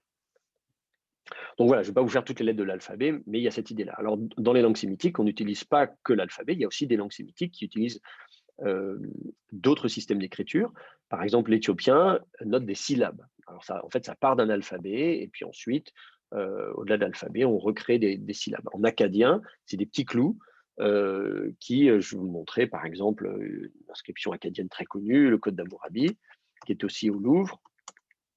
Vous allez voir à quoi ça ressemble, l'écriture cunéiforme. Si vous ne savez pas à quoi ça ressemble, je vais vous montrer à quoi ça ressemble. Bon, je n'ai pas besoin d'ouvrir ça, je vais juste zoomer un peu comme ça. Vous avez comme ça toute une série de clous verticaux, horizontaux, en diagonale, etc. Et cet ensemble de clous peut désigner soit un mot entier, soit une syllabe. Voilà, donc c'est un système d'écriture très complexe. Vous pouvez noter à l'aide d'un jeu de clous. Donc normalement, en fait, on le fait normalement dans une tablette d'argile en enfonçant un petit calame, un petit truc de bois, et ça vous fait des petits triangles, des petites formes de clous. Là, c'est un peu plus compliqué que ça, puisqu'en fait, c'est gravé dans de la pierre. Donc c'est ciselé, donc c'est des très belles lettres irrégulières. Mais donc, c'est une écriture très complexe. Voilà, vous pouvez tantôt noter un mot entier, adapter peut-être d'anciens pictogrammes, ou bien noter juste des syllabes. Et donc, vous faites comme ça, un mot, c'est un ensemble de syllabes. Donc ça, c'est un autre système d'écriture. L'ougaritique est une écriture cunéiforme, mais alphabétique. Je vais vous montrer à quoi ça ressemble sur des photos de tablettes ougaritique. Là, c'est parfait, vous avez un abécédaire en plus. Donc, vous retrouvez ce système de clous, et vous dites, ah, mais alors, c'est un système donc cunéiforme, c'est aussi des syllabes ou des mots entiers. En fait, non. En fait, c'est un système alphabétique, donc très, très simple. Et vous regardez, par exemple, ici, le shin se fait par 3 petits clous. Et en fait, ces 3 petits clous vous font penser au shin en hébreu. Vous voyez, donc en fait, tout ça, ça dérive du même alphabet. Mais donc, à Ougarit, on a essayé de faire un peu, de combiner à la fois l'alphabet qu'on connaissait, qui a été inventé donc dans les langues sémitiques, et une écriture cunéiforme qui se prête donc sur de l'argile. Hein, vous faites des petits ploc, ploc, ploc dans l'argile. Et donc, ils ont adapté cet alphabet pour aller faire un peu comme faisaient les Acadiens, une écriture cunéiforme. Mais en réalité, c'est une adaptation de l'alphabet. Donc, c'est très original comme système. Donc voilà, il y a tout un tas de trucs. Puis bon, tant que j'y suis, je vais vous montrer l'éthiopien. Vous voyez un peu à quoi ça ressemble. Voilà, une photo de texte en éthiopien. C'est pareil, ça va vous sembler, vous dites: «Ah mais alors vraiment, c'est encore un tout autre système». Là, c'est chaque symbole représente une syllabe, mais en fait, ça part aussi d'un alphabet, et on adapte cet alphabet pour en faire une syllabe. Je vous donne l'exemple ici du Aleph. Mais en fait, le Aleph, vous retrouvez le petit dessin que j'ai fait derrière. Hein, c'est pas très différent du Aleph en hébreu. Il lui manque sa petite jambe, son petit bras en haut à droite. Mais sinon, on retrouve le Aleph. Sauf qu'en fait, on va changer la forme pour lui apposer une voyelle. Et donc, qu'au final, on va dire c'est un A, Aleph suivi d'un A, suivi d'un I, suivi d'un OU, suivi d'un O. Donc, c'est pareil, c'est pas non plus un système d'écriture totalement indépendant, c'est une adaptation d'un alphabet, en l'occurrence de l'alphabet sud-arabique. D'ailleurs, on vous met les deux en dessous, on dit là ce qu'ils appellent South Arabian, donc c'est l'alphabet sud-arabique. Et donc, on voit de quelle façon l'alphabet sud-arabique, qui était un alphabet, qui n'est pas non plus un alphabet indépendant, a été adapté pour faire une écriture syllabique. Donc voilà, il y a d'autres systèmes d'écriture dans les langues sémitiques, c'est un petit peu complexe, mais déjà, si vous apprenez l'alphabet, c'est pas mal. Et si vous apprenez les langues sémitiques alphabétiques, ce sera déjà pas mal. Vous pouvez commencer par là, vous serez bien servi. L'alphabet hébreu donc va évoluer. L'alphabet qui est utilisé, l'alphabet carré qui est utilisé, que vous avez appris, en fait, c'est pas un alphabet hébreu. Concrètement, c'est de l'araméen. Ce qui se passe, c'est que il y a un changement quelque part au IIIe siècle avant notre ère, je pense. Donc ça, c'est ma théorie. Est-ce que j'ai publié ça encore? Je suis pas sûr. Je suis en train de faire des travaux de recherche là-dessus. J'ai peut-être un article que vous pourriez lire sur l'usage du paléo-hébreu. Bon, voilà, j'ai une ou deux publications en anglais que je pourrais vous recommander si ça vous intéresse. Mais donc, les travaux de recherche que j'ai fait ces dernières années me permettent de situer vers le IIIe siècle avant notre ère l'abandon par les Judéens de leur propre alphabet hébreu pour adopter l'alphabet araméen. Alors, c'est pas comme s'ils changeaient complètement d'alphabet, puisque je vous ai expliqué qu'en fait, c'est le même alphabet qui s'est décliné de différentes manières. Donc, voilà, concrètement, il y a les 22 mêmes graphèmes, hein, les 22 mêmes lettres entre l'hébreu et l'araméen. Simplement, la forme a évolué différemment. Et la forme des lettres permettait de dire où est-ce que vous étiez. Pareil, hein, les Phéniciens utilisent à peu près le même alphabet, mais la forme des lettres a évolué de telle manière que je peux dire ah, c'est un Phénicien qui écrit, ah, c'est un Hébreu qui écrit, ah, c'est un Araméen qui écrit. Donc, c'est le même alphabet qui a évolué entre ces différentes populations, mais n'empêche qu'au IIIe siècle avant notre ère, quand je vois un texte, avant même de lire ce qui est écrit, je peux dire c'est de l'hébreu, je peux dire c'est de l'araméen, je peux dire c'est du phénicien. Donc il y a un marqueur identitaire, ethnique presque, on pourrait dire, de par la forme des lettres. Mais ce qui se passe, c'est donc au IIIe siècle avant notre ère, je pense, donc c'est hypothétique, vous n'êtes pas obligé d'être d'accord avec moi, en fait, les Judéens se mettent à copier des textes qui sont en langue hébraïque, mais ils vont aller utiliser l'alphabet araméen. Et donc la question, c'est pourquoi? Alors, je ne vais pas rentrer dans les détails, parce que d'abord, je ne suis pas encore tout à fait au clair dans ma tête. Je suis en train d'enquêter pour savoir ce qui a pu se passer, quels sont les facteurs qui ont permis et même favorisé ce passage d'un alphabet à l'autre. Comme je disais, c'est pas non plus comme si on passait aller chercher l'alphabet chinois, hein, enfin, ou l'écriture chinoise d'ailleurs, qui n'est pas un alphabet. Il ne s'agit pas d'aller chercher une écriture qui est à l'autre bout de la planète, ce sont les voisins. La langue, je dis l'hébreu et l'araméen, c'est pas non plus, voilà, c'est des langues sœurs, ils sont pas non plus à des années-lumière les uns des autres. L'alphabet, finalement, ça hérite du même alphabet, la forme des lettres est un peu différente, mais ça veut dire quelque chose quand même. Toujours est-il que c'est donc cet alphabet que vous avez appris, et que donc quand vous apprenez l'hébreu, c'est un petit peu l'ironie, c'est quand vous apprenez l'hébreu avec l'alphabet araméen. C'est l'alphabet qui est devenu l'alphabet carré, les caractères d'imprimerie, qui sont encore aujourd'hui d'ailleurs utilisés en hébreu moderne. En hébreu moderne, vous achetez le journal, eh bien les caractères d'imprimerie, c'est toujours le même alphabet araméen que celui que vous avez appris. Est-ce que vous avez des questions par rapport à ça? Non? C'est bon pour vous? OK. Alors je continue et on va rentrer un petit peu dans les détails de la dialectologie, hébraïque.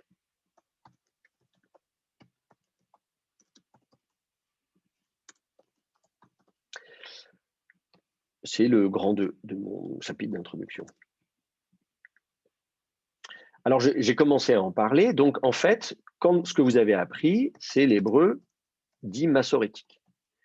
Or, cet hébreu massorétique, présente, plusieurs particularités qui sont presque des anachronismes, on pourrait dire. C'est-à-dire qu'en fait, l'hébreu massorétique est une langue artificielle à plusieurs titres, ou plutôt, en tout cas, une langue euh, qui vient combiner plusieurs étapes historiques. Alors, j'ai parlé de l'écriture, je vous dis tout à l'heure, déjà l'alphabet, vous utilisez l'alphabet que utilisé en hébreu massorétique, c'est un alphabet en fait qui est un alphabet araméen, et ça veut dire qu'un certain nombre de textes de la Bible, euh, quand ils ont été rédigés, n'ont pas été rédigés avec cet alphabet. À un moment donné, on a commencé à les copier dans cet alphabet, mais au départ, ils n'ont pas été rédigés dans cet alphabet. Et d'ailleurs, on a encore des manuscrits, des vieux manuscrits, par exemple, du Pentateuque, qui utilisent encore l'ancienne écriture, le vrai alphabet paléo-hébreu, ce qu'on appelle l'alphabet paléo-hébreu. Donc, on en a quelques-uns, très peu. Mais donc, on voit qu'à un moment donné, donc, on a basculé. Donc, déjà, on utilise un alphabet qui est araméen. Bon, c'est pas dramatique, comme je disais, c'est les 22 mêmes consonnes, c'est la forme des lettres qui change, donc voilà, c'est pas très difficile.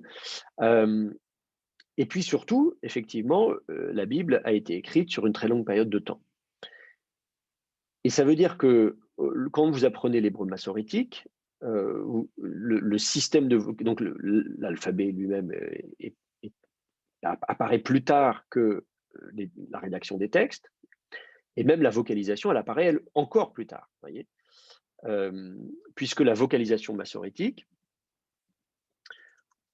le système de vocalisation tibérienne, hein, elle date 9e, 10e siècle de notre ère, quelque chose comme ça. Entre le 8e et le 10e siècle. Hein. Peut-être ça a commencé au 8e, bon, voilà, on ne sait pas très bien, de notre ère. Donc ça veut dire que vous êtes 1000 ou 2000 ans après la rédaction des textes.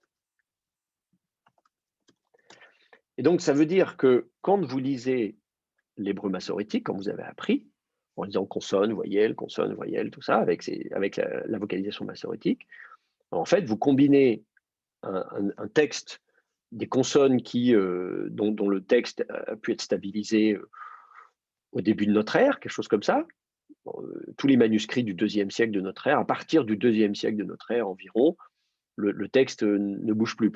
Pour la documentation qu'on en a, hein, peut-être on retrouvera des manuscrits autres, mais disons que voilà, quand vous lisez l'hébreu massorétique, le texte consonantique que vous avez sous les yeux, il existait au moins au 2e siècle de notre ère, peut-être même un peu avant. Mais les voyelles, elles ont été imposées des siècles après. Alors évidemment, quand ils apposent les voyelles entre le 8e et le 10e siècle, ils n'inventent pas une prononciation. C'est pas dire, tiens, et si on s'amusait à prononcer comme ça, ils mettent par écrit une tradition de prononciation. Et on se dit, mais à quand remonte cette tradition de prononciation? Et est-ce que c'était comme ça que le texte était prononcé 1000 ans auparavant, 2000 ans auparavant? Évidemment, c'est très difficile à déterminer, faute d'avoir d'autres exemples de prononciation. Et bien justement, on a d'autres exemples de prononciation. Donc la vocalisation est différente d'autres prononciations, notamment chez les Samaritains, donc on va dire dans le Pentateuque samaritain, mais également chez les Septante, version grecque, hein, version grecque, donc, et d'autres versions grecques.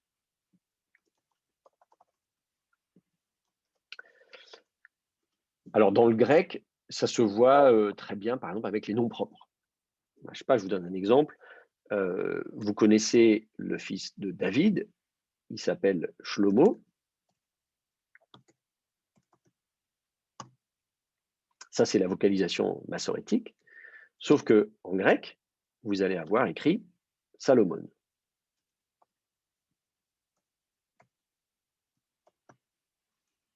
Avec un deuxième oméga si mes souvenirs sont bons.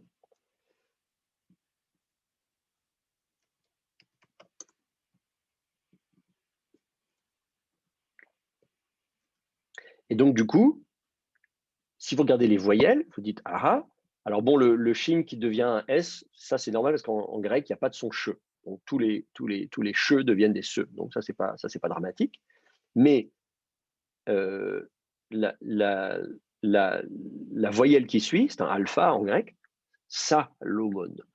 Alors qu'en hébreu, vous dites ah mais moi j'ai juste un shva, Shlomo. Donc on se dit ah, ils prononcent pas pareil entre Shlomo et Salomon, c'est pas pareil. Donc est-ce que ça veut dire que lorsque le traducteur grec écrit Salomon, pareil, il n'invente pas la prononciation. Le traducteur grec, il écrit Salomon parce que c'est comme ça que lui, il prononce. Donc on se dit, ah, on avait donc une autre tradition de prononciation qui est plus ancienne que... Parce que là, on a des manuscrits grecs voilà, qui datent du tournant de notre ère, certains même un petit peu avant notre ère. Donc je ne sais pas concrètement en grec quand est-ce qu'on a Salomon pour la première fois, mais ça veut dire que dans les derniers siècles avant notre ère au moins, il y avait cette tradition de prononciation. Donc partant de là, on se dit, ça veut dire qu'il y avait soit plusieurs dialectes, à la même époque, les gens prononçaient, il y avait des gens qui prononçaient Shalomo, quelque chose comme ça, et d'autres qui prononçaient Shlomo. Ou alors on dit, non, c'est pas une question de deux prononciations à la même époque, tantôt on met un A, tantôt on met rien, et on met un schwa, mais c'est plutôt une question historique. Donc, à une certaine époque, on prononçait A, et puis à une autre époque, le A est tombé. Alors donc, ça veut dire qu'il y avait plusieurs dialectes. Le moins qu'on puisse dire, du coup, c'est que ça nous prouve qu'il y avait donc différents dialectes.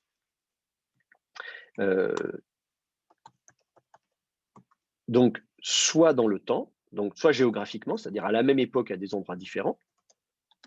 Alors, on appelle ça des topolectes.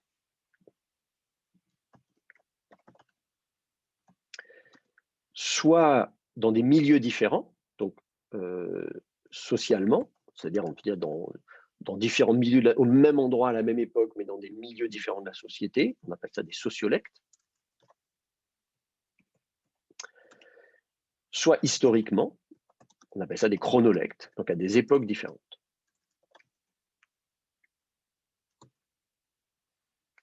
Et puis il y a même parfois des particularités linguistiques de chaque personne. Chaque personne a dit c'est ma langue, c'est ma façon de m'exprimer, mes tics de langage. Des fois on dira je reconnais bien la plume de un tel ou un tel. Dans ces cas-là, on parle même d'idiolecte. Donc l'idiolecte, c'est voilà, la langue de chaque personne. Donc tout ça, ce sont des dialectes différents. Voilà. On a même des idiolectes, je vais mettre au pluriel puisque les autres sont en dialecte. Voilà. On a même des idiolectes. Donc le premier constat qu'on peut faire, c'est donc de dire, OK, l'hébreu, quand on parle de l'hébreu, même de l'hébreu ancien, on se dit, bah, attendez, il y avait des prononciations différentes. Les Samaritains ont aussi une tradition de prononciation. Alors, vous pouvez aller écouter les Samaritains, ils vont lire le texte biblique, le Pentateuque en l'occurrence, puisque pour eux, leur canon s'arrête au Pentateuque. Mais les Samaritains, encore aujourd'hui, vont vous prononcer. En plus, ils l'apprennent par cœur. Il y a une longue tradition de prononciation. Et on se dit, tiens, c'est bizarre, ils ont des traditions de prononciation différentes de celles de l'hébreu massorétique. Et on s'est longtemps posé la question de dire, mais de quand date cette tradition de prononciation? Est-ce que c'est une innovation, c'est moderne? Si ça se trouve, c'est apparu il y a 200 ans seulement. Sauf qu'on a découvert des manuscrits de la mer Morte qui confirment cette tradition de prononciation.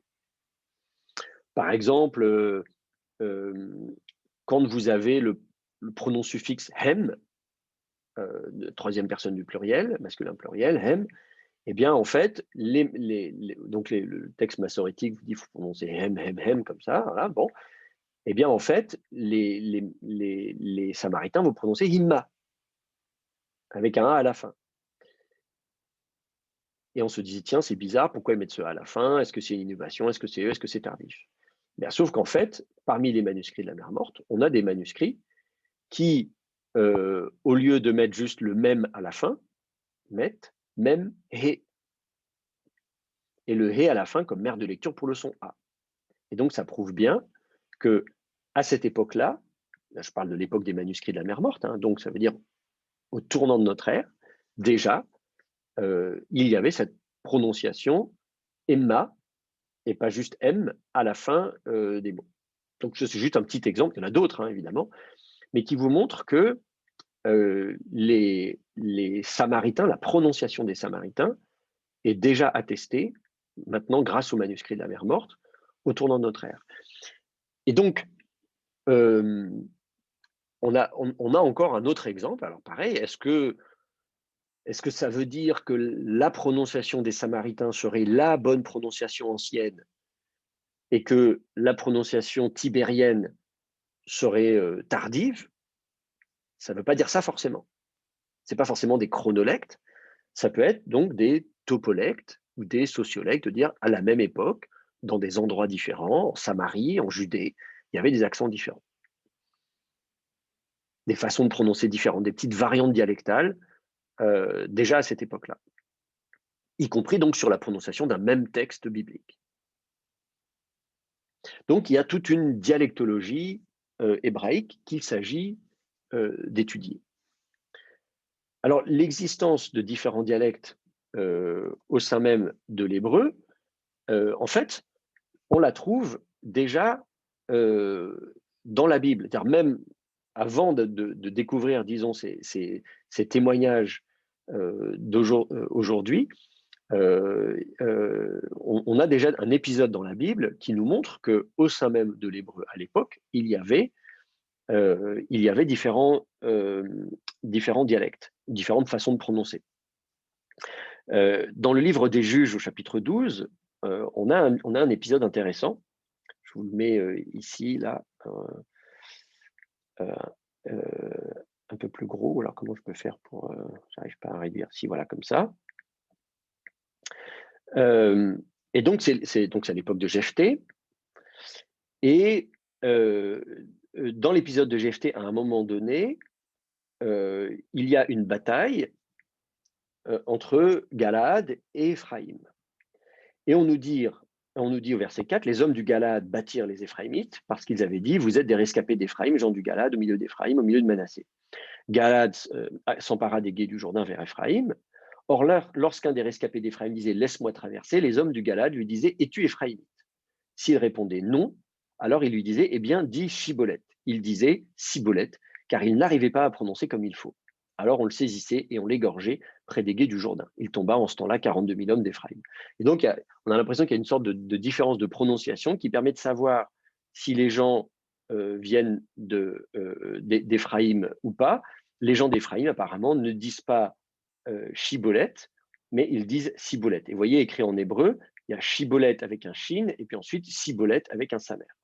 Alors, on ne sait pas si dans le texte, c'est un problème comment dire, d'orthophonie, des gens qui ont, je sais pas, un problème pour parler avec peut-être un cheveu sur la langue, ouais, imaginez, voilà, ils n'arrivent pas à articuler convenablement, ou s'il s'agit en fait d'un piège pour savoir quel est leur dialecte, on peut entendre les gens qui disent ça. Le fait qu'il y ait des dialectes comme ça à différents endroits, c'est vrai pour les Heureux, c'est vrai pour beaucoup de langues. Je vous dis, en France, on reconnaît bien les accents, quelqu'un qui vient du nord, du sud, un accent ch'ti, un marseillais, enfin voilà, ça s'entend assez bien. Et ça va se retrouver en Judée à toutes les époques. Vous avez le même phénomène Jésus, à l'époque de Jésus et de ses apôtres. Lorsque Jésus est arrêté et que les disciples de Jésus donc, sont à Jérusalem autour du feu, il y a une dame qui leur dit, mais vous étiez avec Jésus? Il dit, ah non, vous savez, quand le fameux reniement de Pierre, là, qui renie Jésus 3 fois et le coq chante, tout ça, enfin bref. À un moment dit, mais si je t'entends, j'entends ton accent, tu viens de Galilée. Donc ça veut dire qu'entre la Judée et la Galilée, on parle araméen, bien sûr, dans les deux cas, mais avec un accent un petit peu différent qui fait qu'on reconnaît. Donc, il y a des accents, il y a donc des variantes dialectales. Alors, je vois que Gabriel dit, comme ici, on sait reconnaître un nordiste qui dirait « je vais à Cora », surtout du côté d'Armentières. Bon, et donc, on arrive même à faire très finement des distinctions régionales. Donc, il y a des dialectes hébreux à l'époque de la Bible. Donc, quand vous étudiez l'hébreu biblique, en fait, vous étudiez un ensemble de dialectes. Et il faut être prudent et ne pas imaginer que la langue que l'hébreu massorétique serait une langue homogène. L'hébreu massorétique n'est pas une langue, finalement. Ça n'est pas un dialecte. vous avez en fait une compilation de différents textes qui ont été écrits à des époques différentes, par des personnes différentes. Donc, c'est-à-dire que dans les textes hébreux eux-mêmes, y compris au niveau du stade du texte consonantique, il y a différents dialectes, et, et en plus, vous rajoutez une couche en appliquant une vocalisation qui est arrivée des siècles après et qui reflète une tradition de prononciation, alors qu'on sait qu'il y en avait d'autres à la même époque et peut-être même avant. Donc, vous comprenez un peu, c'est une équation à plusieurs inconnus qui est particulièrement difficile à résoudre. Dans tout ça, il va falloir démêler les différents dialectes, se repérer pour dire, tiens, finalement, ici, j'ai affaire à un texte qui a été écrit à une époque plutôt qu'à une autre, ou à un endroit plutôt qu'à un autre. Alors, grâce à l'épigraphie, les découvertes archéologiques, on arrive à repérer des différences d'orthographe et probablement de prononciation, y compris 800 ans avant notre ère, entre le nord et le sud. Je vous donne un exemple assez simple.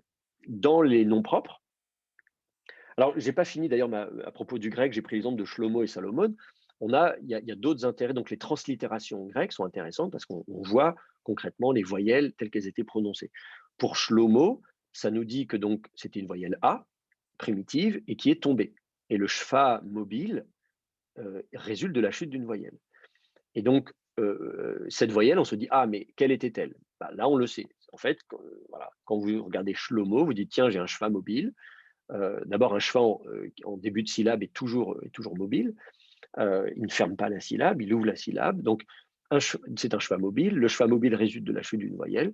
Ici, vous savez que c'est donc une voyelle A qui est tombée, grâce au grec, et puis bien sûr d'autres traditions de prononciation, parce que voilà, on en a d'autres. Il y a même eu, alors ce qui est intéressant,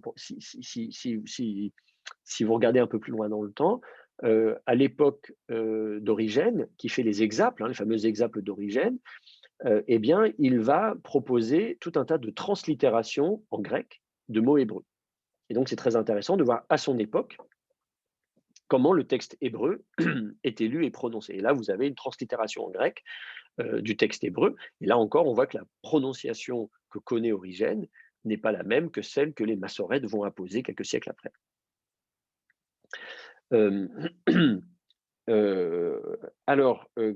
Donc voilà, donc le grec est intéressant. De manière générale, toutes les translittérations sont intéressantes. Qu'est-ce que je voulais vous dire à ce stade? Oui, je voulais vous parler en épigraphie. Alors, la difficulté en épigraphie, évidemment, c'est qu'on ne sait pas, c'est pas des enregistrements audio. Donc, je ne peux pas dire finalement comment les gens parlaient concrètement à l'époque. Et en plus de ça, l'écriture est essentiellement consonantique. Vous avez de temps en temps des mères de lecture, mais la plupart du temps, vous n'en avez pas. Alors, simplement, alors, soit on a la chance d'avoir des mères de lecture qui nous disent « Ah, voilà, il y avait quand même une voyelle à cet endroit-là, et voilà à quoi elle ressemblait ». Parfois, il y a aussi des phénomènes consonantiques, c'est-à-dire vous pouvez voir une consonne qui est remplacée par une autre, ou qui disparaît complètement. Et ça nous informe aussi sur des différents de dialectes. Je vous donne un exemple entre le dialecte au nord et au sud. En Israël, dans le royaume d'Israël, donc là je vous parle à l'époque monarchique, royaume d'Israël, donc première moitié du premier millénaire avant Jésus-Christ. On a donc au royaume d'Israël les noms propres se terminent beaucoup en Yahou. Pensez à, je sais pas, Shmayahu, Eliyahu, vous avez plein de noms, Netanyahou. Vous voyez, tous ces noms propres qui se terminent en Yahou, vous avez une finale. Vous avez donc ces finales, il faut que j'écrive en hébreu. Vous allez avoir donc toutes ces finales Yahoo à la fin, et on sait que c'est évidemment le tétragramme, donc la prononciation on la connaît, c'est Yahoo. Sauf que au lieu d'avoir Yahoo, vous allez avoir écrit systématiquement Yahoo, Yod-Vav, le He va tomber. Et ça, c'est un phénomène très intéressant dans le royaume d'Israël, alors que dans le royaume de Juda, alors le royaume de Juda, lui, il écrit bien royaume de Juda, on écrit bien Yod He Vav. Donc tous ces noms propres, on les a sur des sceaux, vous savez, des petites bulles. Je vais vous montrer à quoi ça ressemble une bulle hébraïque.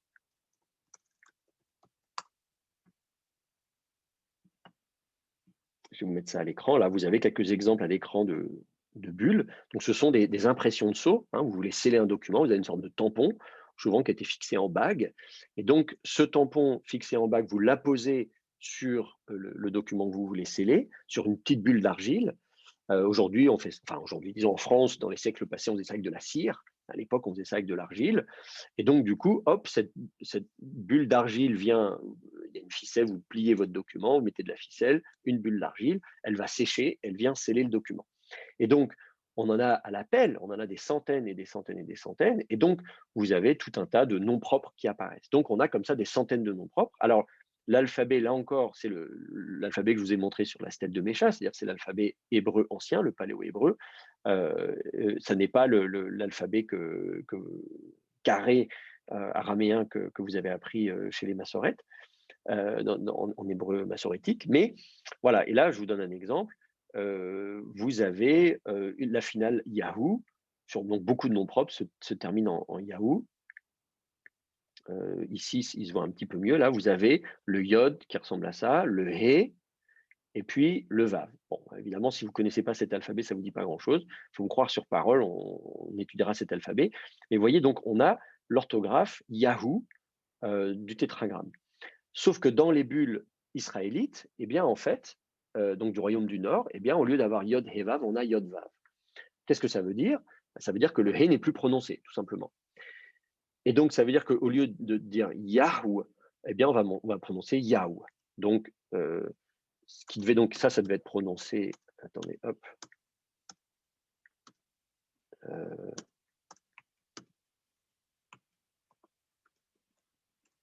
J'arrive pas à... Comment je fais pour... Hop, hop, hop, voilà. Donc, ça devait être prononcé quelque chose comme...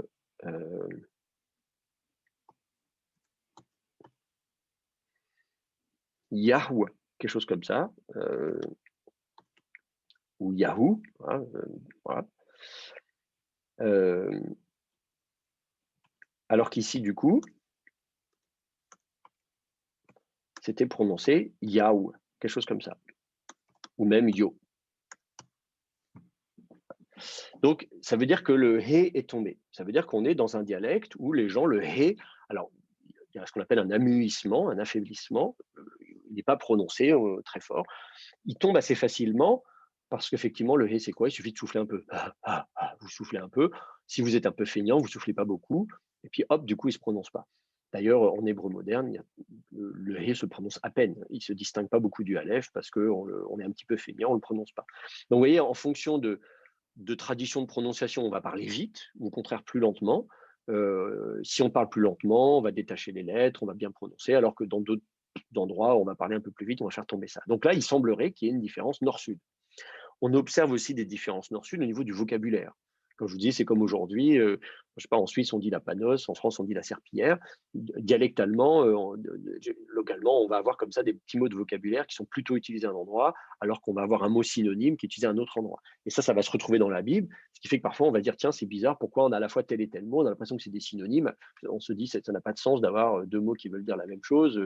En fait, on se rend compte que ce n'est pas juste des synonymes, c'est qu'en fait, il y a un mot qui est plutôt utilisé dans un endroit et un autre mot utilisé dans un autre endroit. Et c'est pour ça qu'ils veulent dire la même chose, tout simplement, c'est parce que c'est des questions de dialecte. Donc, à toutes les époques de l'hébreu et de l'hébreu biblique, on va observer ce phénomène de dialecte. Là, on le voit graphiquement parce que le He est tombé. Il y a des cas également où des lettres vont changer. Par exemple, un Shin qui devient...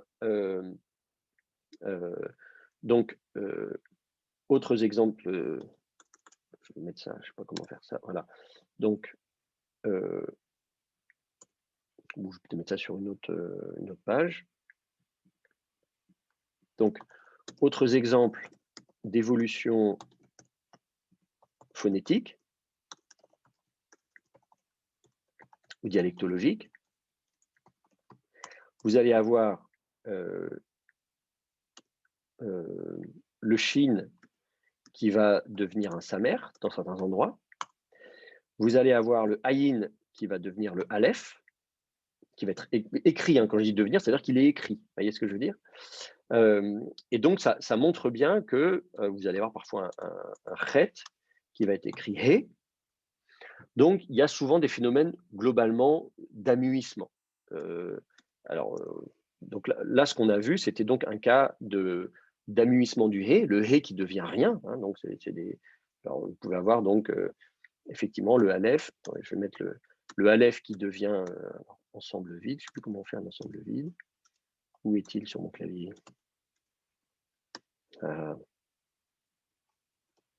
Non, ça, je suis en train d'écrire en hébreu. Voilà. Et je reviens. Et donc, l'exemple que je vous ai montré, c'est le hé qui devient ensemble vide. Donc ça, vous le voyez, même si on n'a pas les enregistrements audio de l'époque, on observe ces phénomènes. Le aïn, qui normalement, on resserre bien la gorge, aïn, devient un petit coup de glotte, a. On bloque un petit peu le passage de l'air et à peine. Et même, je vous dis, parfois, le aleph, on bloque le passage de l'air, on ne bloque plus du tout. Le hé, pareil, il ne se prononce plus du tout. Le shin qui devient le samer. Alors ça, c'est intéressant parce que ça veut dire que la prononciation che, vous savez, entre le shin et le sin, on n'est même pas tout à fait sûr. C'est-à-dire que c'est la même consonne. Alors les massorètes disent, attendez, il faut distinguer. Ils mettent un point à gauche, un point à droite. Il y a un shin, il y a un sin. Comment était réellement prononcé le shin? Traditionnellement, on prononce le shin comme un che, le sin comme un s. Et le samer comme un S aussi. Mais on se dit, non, il devait y avoir une différence. Et le sin devait être prononcé plutôt comme un shin, plus comme un che que comme un S, puisqu'il est écrit justement avec le même graphème. Donc, quand on s'est posé la question de savoir quelle lettre on allait utiliser, on a pris la même lettre pour le shin et le sin. Ça veut dire que ces deux lettres étaient plus proches entre elles. Mais sauf que parfois, effectivement, on le voit basculer sur un samer. Donc, on se dit, ah, là, manifestement, c'est plutôt le son S qui l'a emporté. Au lieu de faire une chuintante, on a fait une sifflante. On a même des cas d'ailleurs dans le même domaine, je pourrais ajouter là aussi, on voit dans certains manuscrits le tsadé qui devient aussi un samer. Donc le tsadé qui normalement est un sa, un S emphatique, sa, aujourd'hui on le prononce comme un T suivi d'un S, te, se, tse, et ce n'était pas comme ça qu'il était prononcé à l'époque, c'était vraisemblablement un sa, un S un petit peu dur, on resserre la gorge, et finalement, pareil, à un moment donné, un petit peu par fainéantise, on resserre moins la gorge, et du coup, on l'a prononcé par un S. Donc tout ça, en fait, ce sont des évolutions dialectologiques au niveau de la prononciation des mots qu'on va retrouver dans l'orthographe. Donc ça nous donne des idées de dialectologie sur le plan de la prononciation, sur le plan de la phonologie. Donc j'ai dit, il y a du vocabulaire qui diffère, des prononciations qui diffèrent, il y a aussi des différences de syntaxe. Et ça, on va le voir donc dans des textes. Quand vous regardez, alors le problème, c'est qu'on manque de documentation en dehors de la Bible. On n'a pas beaucoup de textes littéraires, notamment, où on a l'occasion d'avoir des belles syntaxes. Quand je parle de syntaxe, imaginez par exemple l'usage de l'infinitif absolu. En hébreu, vous avez souvent, vous savez, mourir, tu mourras. Hein, donc, on utilisait l'infinitif absolu pour renforcer le sens du verbe, ou comme un impératif. On se dit, ah, est-ce que c'était déjà le cas dans l'Antiquité? L'usage de l'infinitif comme impératif, c'est compliqué parce que souvent les consonnes sont les mêmes. Entre chamor, garder, et shmor, garde, ça s'écrit pareil. Il n'y a que la vocation massorétique. Donc, si vous avez un manuscrit d'il y a 2000 ou 3000 ans, ça va s'écrire shin memresh. Vous ne pouvez pas savoir si c'est un infinitif absolu ou un impératif. Donc là, on va être un petit peu coincé aussi. Mais il y a des cas où, quand même, là, on voit l'évolution de la syntaxe. L'exemple super classique, qui a déjà été mis en évidence par Gesenius, hein, donc ça date un peu, c'est de dire, alors lui, il l'a fait à l'époque à partir de l'analyse interne des textes bibliques, il dit, il s'est intéressé à l'usage du fameux vav consécutif, le fameux vaïktol. Et vous savez que donc, quand on veut faire une chaîne d'événements dans le passé, on utilise ce fameux vaïktol. Vaïedaber, vaïakom, etc., etc. Bon, voilà. Il dit, il partit, il se leva, il prie, etc., etc. Et donc, vous avez une succession d'événements dans le passé. Donc ça, c'est classique dans les textes où on raconte une histoire. Vous avez vaïktol, vaïktol, vaïktol. Donc la conjugaison, c'est le yiktol, préfixé par un vav, mais avec une vocalisation particulière. C'est pas juste the yiktol, c'est vaïyiktol, avec le patar et le dagesh dans le yod. Et ben, cette construction, cette syntaxe, a tendance à disparaître dans certains. On la voit dans certains textes bibliques et pas dans d'autres. Voilà. On va commencer par faire ce constat, c'est-à-dire que voilà, on l'observe dans certains textes bibliques, narratifs. Prenez la Genèse par exemple, vous allez avoir du véhicule à tout bout de champ. Et puis dans d'autres textes narratifs, eh bien, vous trouverez moins, voire pas du tout, cette syntaxe. Et donc, Gesenius, c'est ce qui a permis à Gesenius de dire, ah, les textes, grosso modo, d'avant l'exil, lui, il a mis comme point de séparation l'exil, en disant les textes avant l'exil utilisent cette syntaxe, les textes après l'exil, Esdras, Néhémie, etc., n'utilisent plus cette syntaxe. Alors, c'est un petit peu plus compliqué que ça, on en revient aujourd'hui, c'est pas totalement faux. Il y a probablement une question donc, de chronolecte, c'est-à-dire de différentes époques de l'hébreu. Effectivement, on peut supposer que dans l'hébreu, dans les strates les plus anciennes de l'hébreu biblique, on utilisait cette syntaxe, et puis qu'après, effectivement, on l'a moins utilisée. Et je dis moins dans le sens où elle n'a pas totalement disparu. On a des exemples de compositions littéraires à Qumran, parmi les manuscrits de la mer Morte, eux encore. Bon, je vais beaucoup parler des manuscrits de la mer Morte, puisque c'est la principale source de documentation qu'on a pour l'hébreu ancien. Donc forcément, on va être obligé d'en parler assez souvent. On a des œuvres littéraires, des compositions littéraires qui sont manifestement post-exiliques, qui ont été écrites plusieurs siècles après l'exil, mais qui manient très bien les vaïktoles. Donc, un auteur est tout à fait capable d'écrire en utilisant des vaïktoles. Alors, peut-être qu'il est conscient à cette époque qu'il utilise un état de langue antérieur, ou alors c'est ça la question, c'est est-ce que c'est un état de langue antérieur, comme si moi aujourd'hui je vais écrire un français du XVIIIe siècle, je vais écrire dans un bon français du XVIIIe siècle, si j'en suis capable, ou bien est-ce qu'on considère pas, c'est pas perçu à l'époque comme étant un chronolecte, mais comme peut-être une langue plus savante. Je sais pas, comme si en français j'utilisais des imparfaits du subjonctif qu'on n'utilise plus beaucoup à l'oral, mais qu'on peut encore utiliser dans une belle langue sans forcément qu'on dise ah c'est un archaïsme. Donc il y a des débats à l'heure actuelle pour savoir si effectivement c'est bien une évolution linguistique d'un point de vue historique, ou bien si c'est plutôt des états de langue ou des sociolectes plutôt que des chronolectes.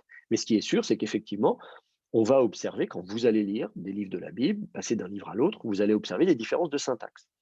Et on le voit, alors c'est très intéressant notamment quand il y a des livres qui reprennent d'autres livres.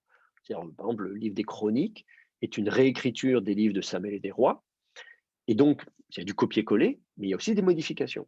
Et lorsqu'il y a des modifications, eh bien, on peut voir justement qu'on bascule de l'un à l'autre. Et on va avoir le même phénomène dans les manuscrits de la mer Morte, où vous allez avoir des reprises, des réécritures de textes bibliques. On va réécrire le Pentateuque.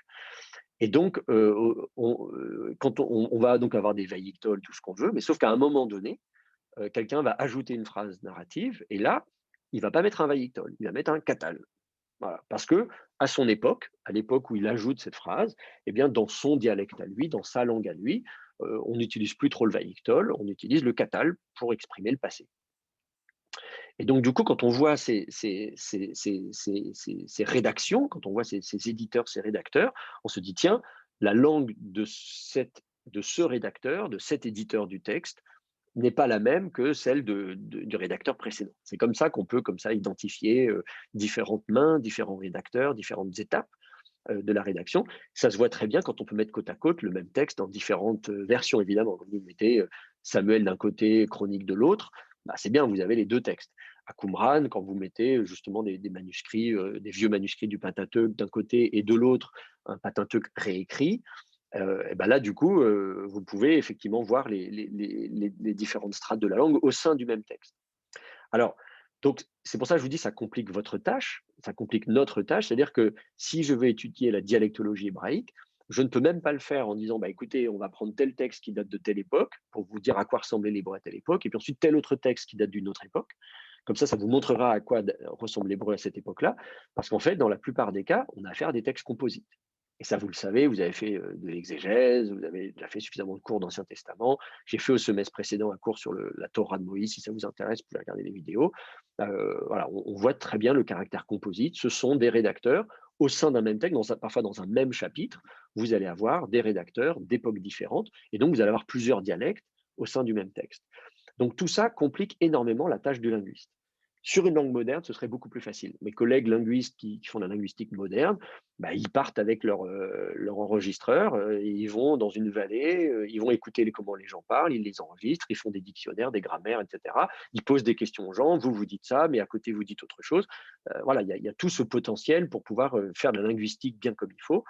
Nous, on essaye de faire de la linguistique historique, c'est-à-dire de la linguistique dans le passé, mais du coup, on a les mêmes problèmes que l'ensemble des sciences de l'Antiquité, c'est-à-dire on ne peut pas voyager dans le temps, on ne peut pas interroger les gens, donc c'est le même problème que les archéologues, que les historiens, que les épigraphistes, que les exégètes, que les biblistes, c'est toujours le même problème. On a des questions, mais pour trouver les réponses, voilà, on est obligé de se lancer dans des théories.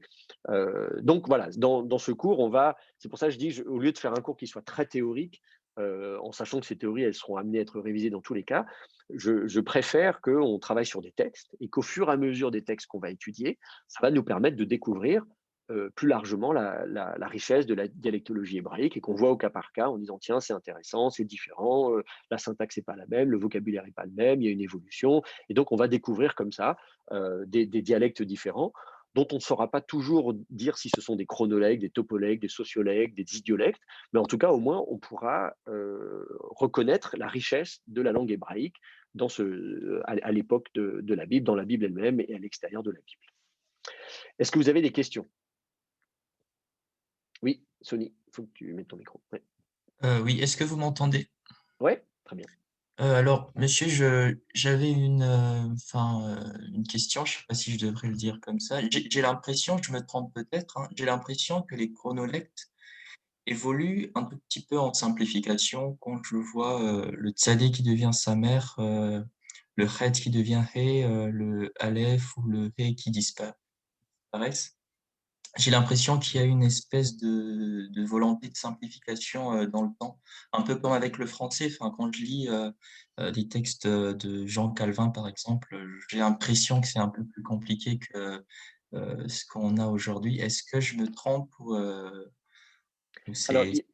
ouais, d'un point de vue phonétique, il y a tendance à l'amuissement, qui est effectivement une forme de simplification, puisqu'on affaiblit, on simplifie effectivement la prononciation, on laisse tomber un certain nombre de prononciations. Donc, c'est vrai que dans le langage parlé, on a tendance à enlever des choses, même en français. Hein, je veux dire, on fait tomber des lettres. Il y a des mots, on ne prononce plus la moitié des lettres du mot. Hein. Quand je dis le fils, c'est filius, hein, le fils, le père, le fils, F-I-L-S, le L est complètement tombé. Donc, vous voyez, il y a tout un tas de mots, des chevaux. À la fin, je prononce un O, alors que j'ai A-U-X, j'ai 3 lettres, j'en prononce qu'une.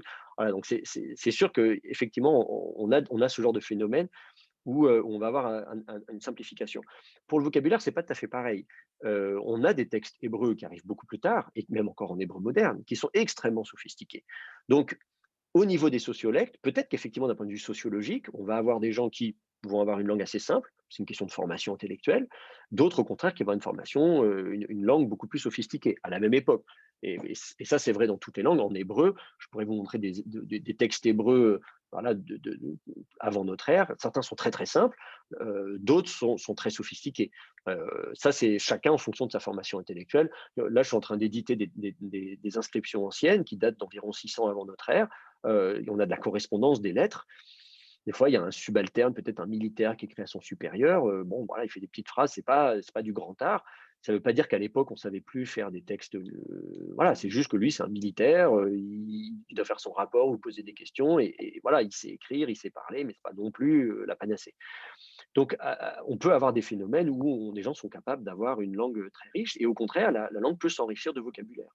En hébreu, il y a des mots qui disparaissent, mais il y a aussi des mots qui apparaissent. Il y a des mots, tiens, tel mot, je sais pas, le relateur Asher, par exemple, a pratiquement disparu. Au bout d'un moment, on l'utilise pratiquement plus, Asher, alors que chez, qui est un relateur qui existait très peu, lui arrive et prend le dessus. Donc, on a des phénomènes comme ça, de mots qui étaient beaucoup utilisés, le sont presque plus, d'autres qui ne l'étaient pas beaucoup, qui le sont d'un seul coup beaucoup, ou des mots qui n'existaient pas et qui apparaissent. Des mots d'emprunt, par exemple, des mots. Enfin voilà. Donc la langue, elle va s'enrichir. Donc c'est sûr qu'une langue, elle est vivante, et tant qu'elle est vivante, il va y avoir des phénomènes linguistiques qui peuvent aller dans le sens de la simplification, mais pas toujours. On a aussi des phénomènes d'enrichissement linguistique.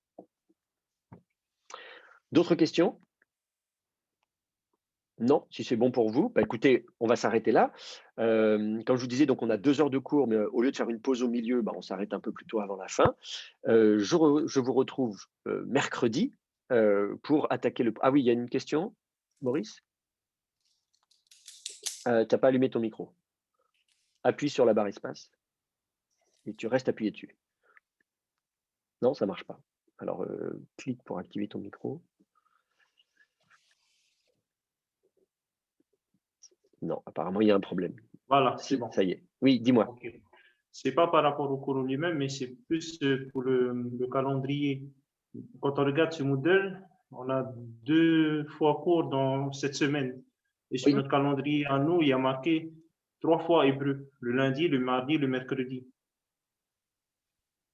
Alors, je ne Non, sais le pas. lundi, le mercredi, le vendredi, pardon. Ah, alors, On a peut-être. cours aussi normalement le vendredi, mais je ne sais pas si c'est ça. C'est possible. Alors, attends, c'est peut-être moi qui ai mal regardé mon calendrier, hein. Tu fais bien de me poser la question. Oui, tu as raison, absolument. Lundi, mercredi et vendredi. Je vois vendredi de 10 à 12. Pardon. Oui, oui, on aura 3 séances cette semaine. Lundi, Et c'est à mercredi, chaque fois vendredi de comme ça 10 à tous les 12. 3 semaines, en fait, monsieur. Et c'est comme ça, exactement. Voilà. Donc, c'est tout à fait, tout à fait. À chaque fois, il y a le vendredi qui se rajoute, c'est ça? Oui, on a lundi, mercredi, vendredi. Oui, Ok. toujours aux mêmes heures, en fait. En C'est fait, ça. c'était pour demander, monsieur, parce que comme il y a Madame Aradjon ne fait pas son cours jeudi, elle demandait si on pouvait le faire vendredi. Et comme Ah oui. j'avais vu sur votre calendrier que vous avez mis que pour lundi, mercredi, donc il fallait que je voie avec vous d'abord si on a vraiment cours le vendredi ou pas. Oui, oui, tout à fait. Non, non, mais là, tu fais bien de me le signaler.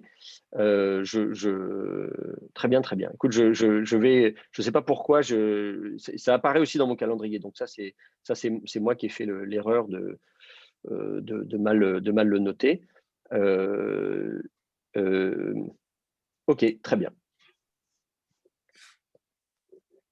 Si vous n'avez pas d'autres questions. Une question, s'il vous plaît. Oui. Le texte que vous nous avez adressé, vous pouvez nous en dire 2 mots parce que moi, je n'ai pas reconnu ce que c'était. Voilà. Ben non, mais justement, c'est le but du jeu. Il s'agit justement, vous êtes face à ce texte, vous le déchiffrez, vous le vocalisez, vous faites, vous voyez, comme vous jouez aux massorette, vous mettez des voyelles qui vont évidemment refléter ce que vous comprenez de ce texte. Donc, c'est justement, faites l'exercice. Oui. C'est un texte qui est assez proche normalement de ce que vous avez appris. Donc, vous avez en principe les connaissances nécessaires pour le faire. Et puis, bien sûr, on en discutera en classe. On regardera les difficultés que vous avez rencontrées, ce qui vous surprend, ce qui est pareil, pas pareil. Voilà, c'est le but du jeu. On va commencer par des textes qui sont en principe assez faciles. Et puis, progressivement, on prendra des textes de plus en plus éloignés, de différentes époques, avec de différents genres, etc., pour que vous puissiez comme ça progresser dans vos connaissances de la dialectologie hébraïque. Et vous nous donnerez un texte une fois pour l'autre, parce que 2 jours, c'est vraiment rapproché. Oui, oui. Alors, celui-là, je l'ai mis déjà, ce texte-là, je l'ai mis, je ne sais plus, il y a une semaine ou 2 semaines déjà, je pense, quelque chose comme ça. Donc, effectivement, je vous mets toujours les textes, vous avez quelques semaines pour vous préparer. Là, concrètement, le texte, il va nous occuper pour les 2 prochaines séances, hein. Donc, effectivement, vous n'aurez pas à préparer un texte la veille pour le lendemain, rassurez-vous. Je vous donnerai un autre texte. On va voir à quelle vitesse on avance. Vous voyez, c'est aussi, je m'adapte à votre rythme. Je ne sais pas exactement où vous en êtes. Mon but, c'est de vous accompagner pour que vous puissiez progresser en hébreu. Donc, en fonction de la vitesse à laquelle on va et de vos envies aussi, de ce que vous voulez travailler, etc., je vous fournirai d'autres textes et on pourra les étudier ensemble. Voilà. Eh bien, écoutez, sur ce, je vous laisse. Je vous souhaite une très bonne journée, un bon cours, et je reste à votre disposition, bien sûr, si vous avez d'autres questions, et on se retrouve mercredi. Merci. Monsieur, Bonne journée.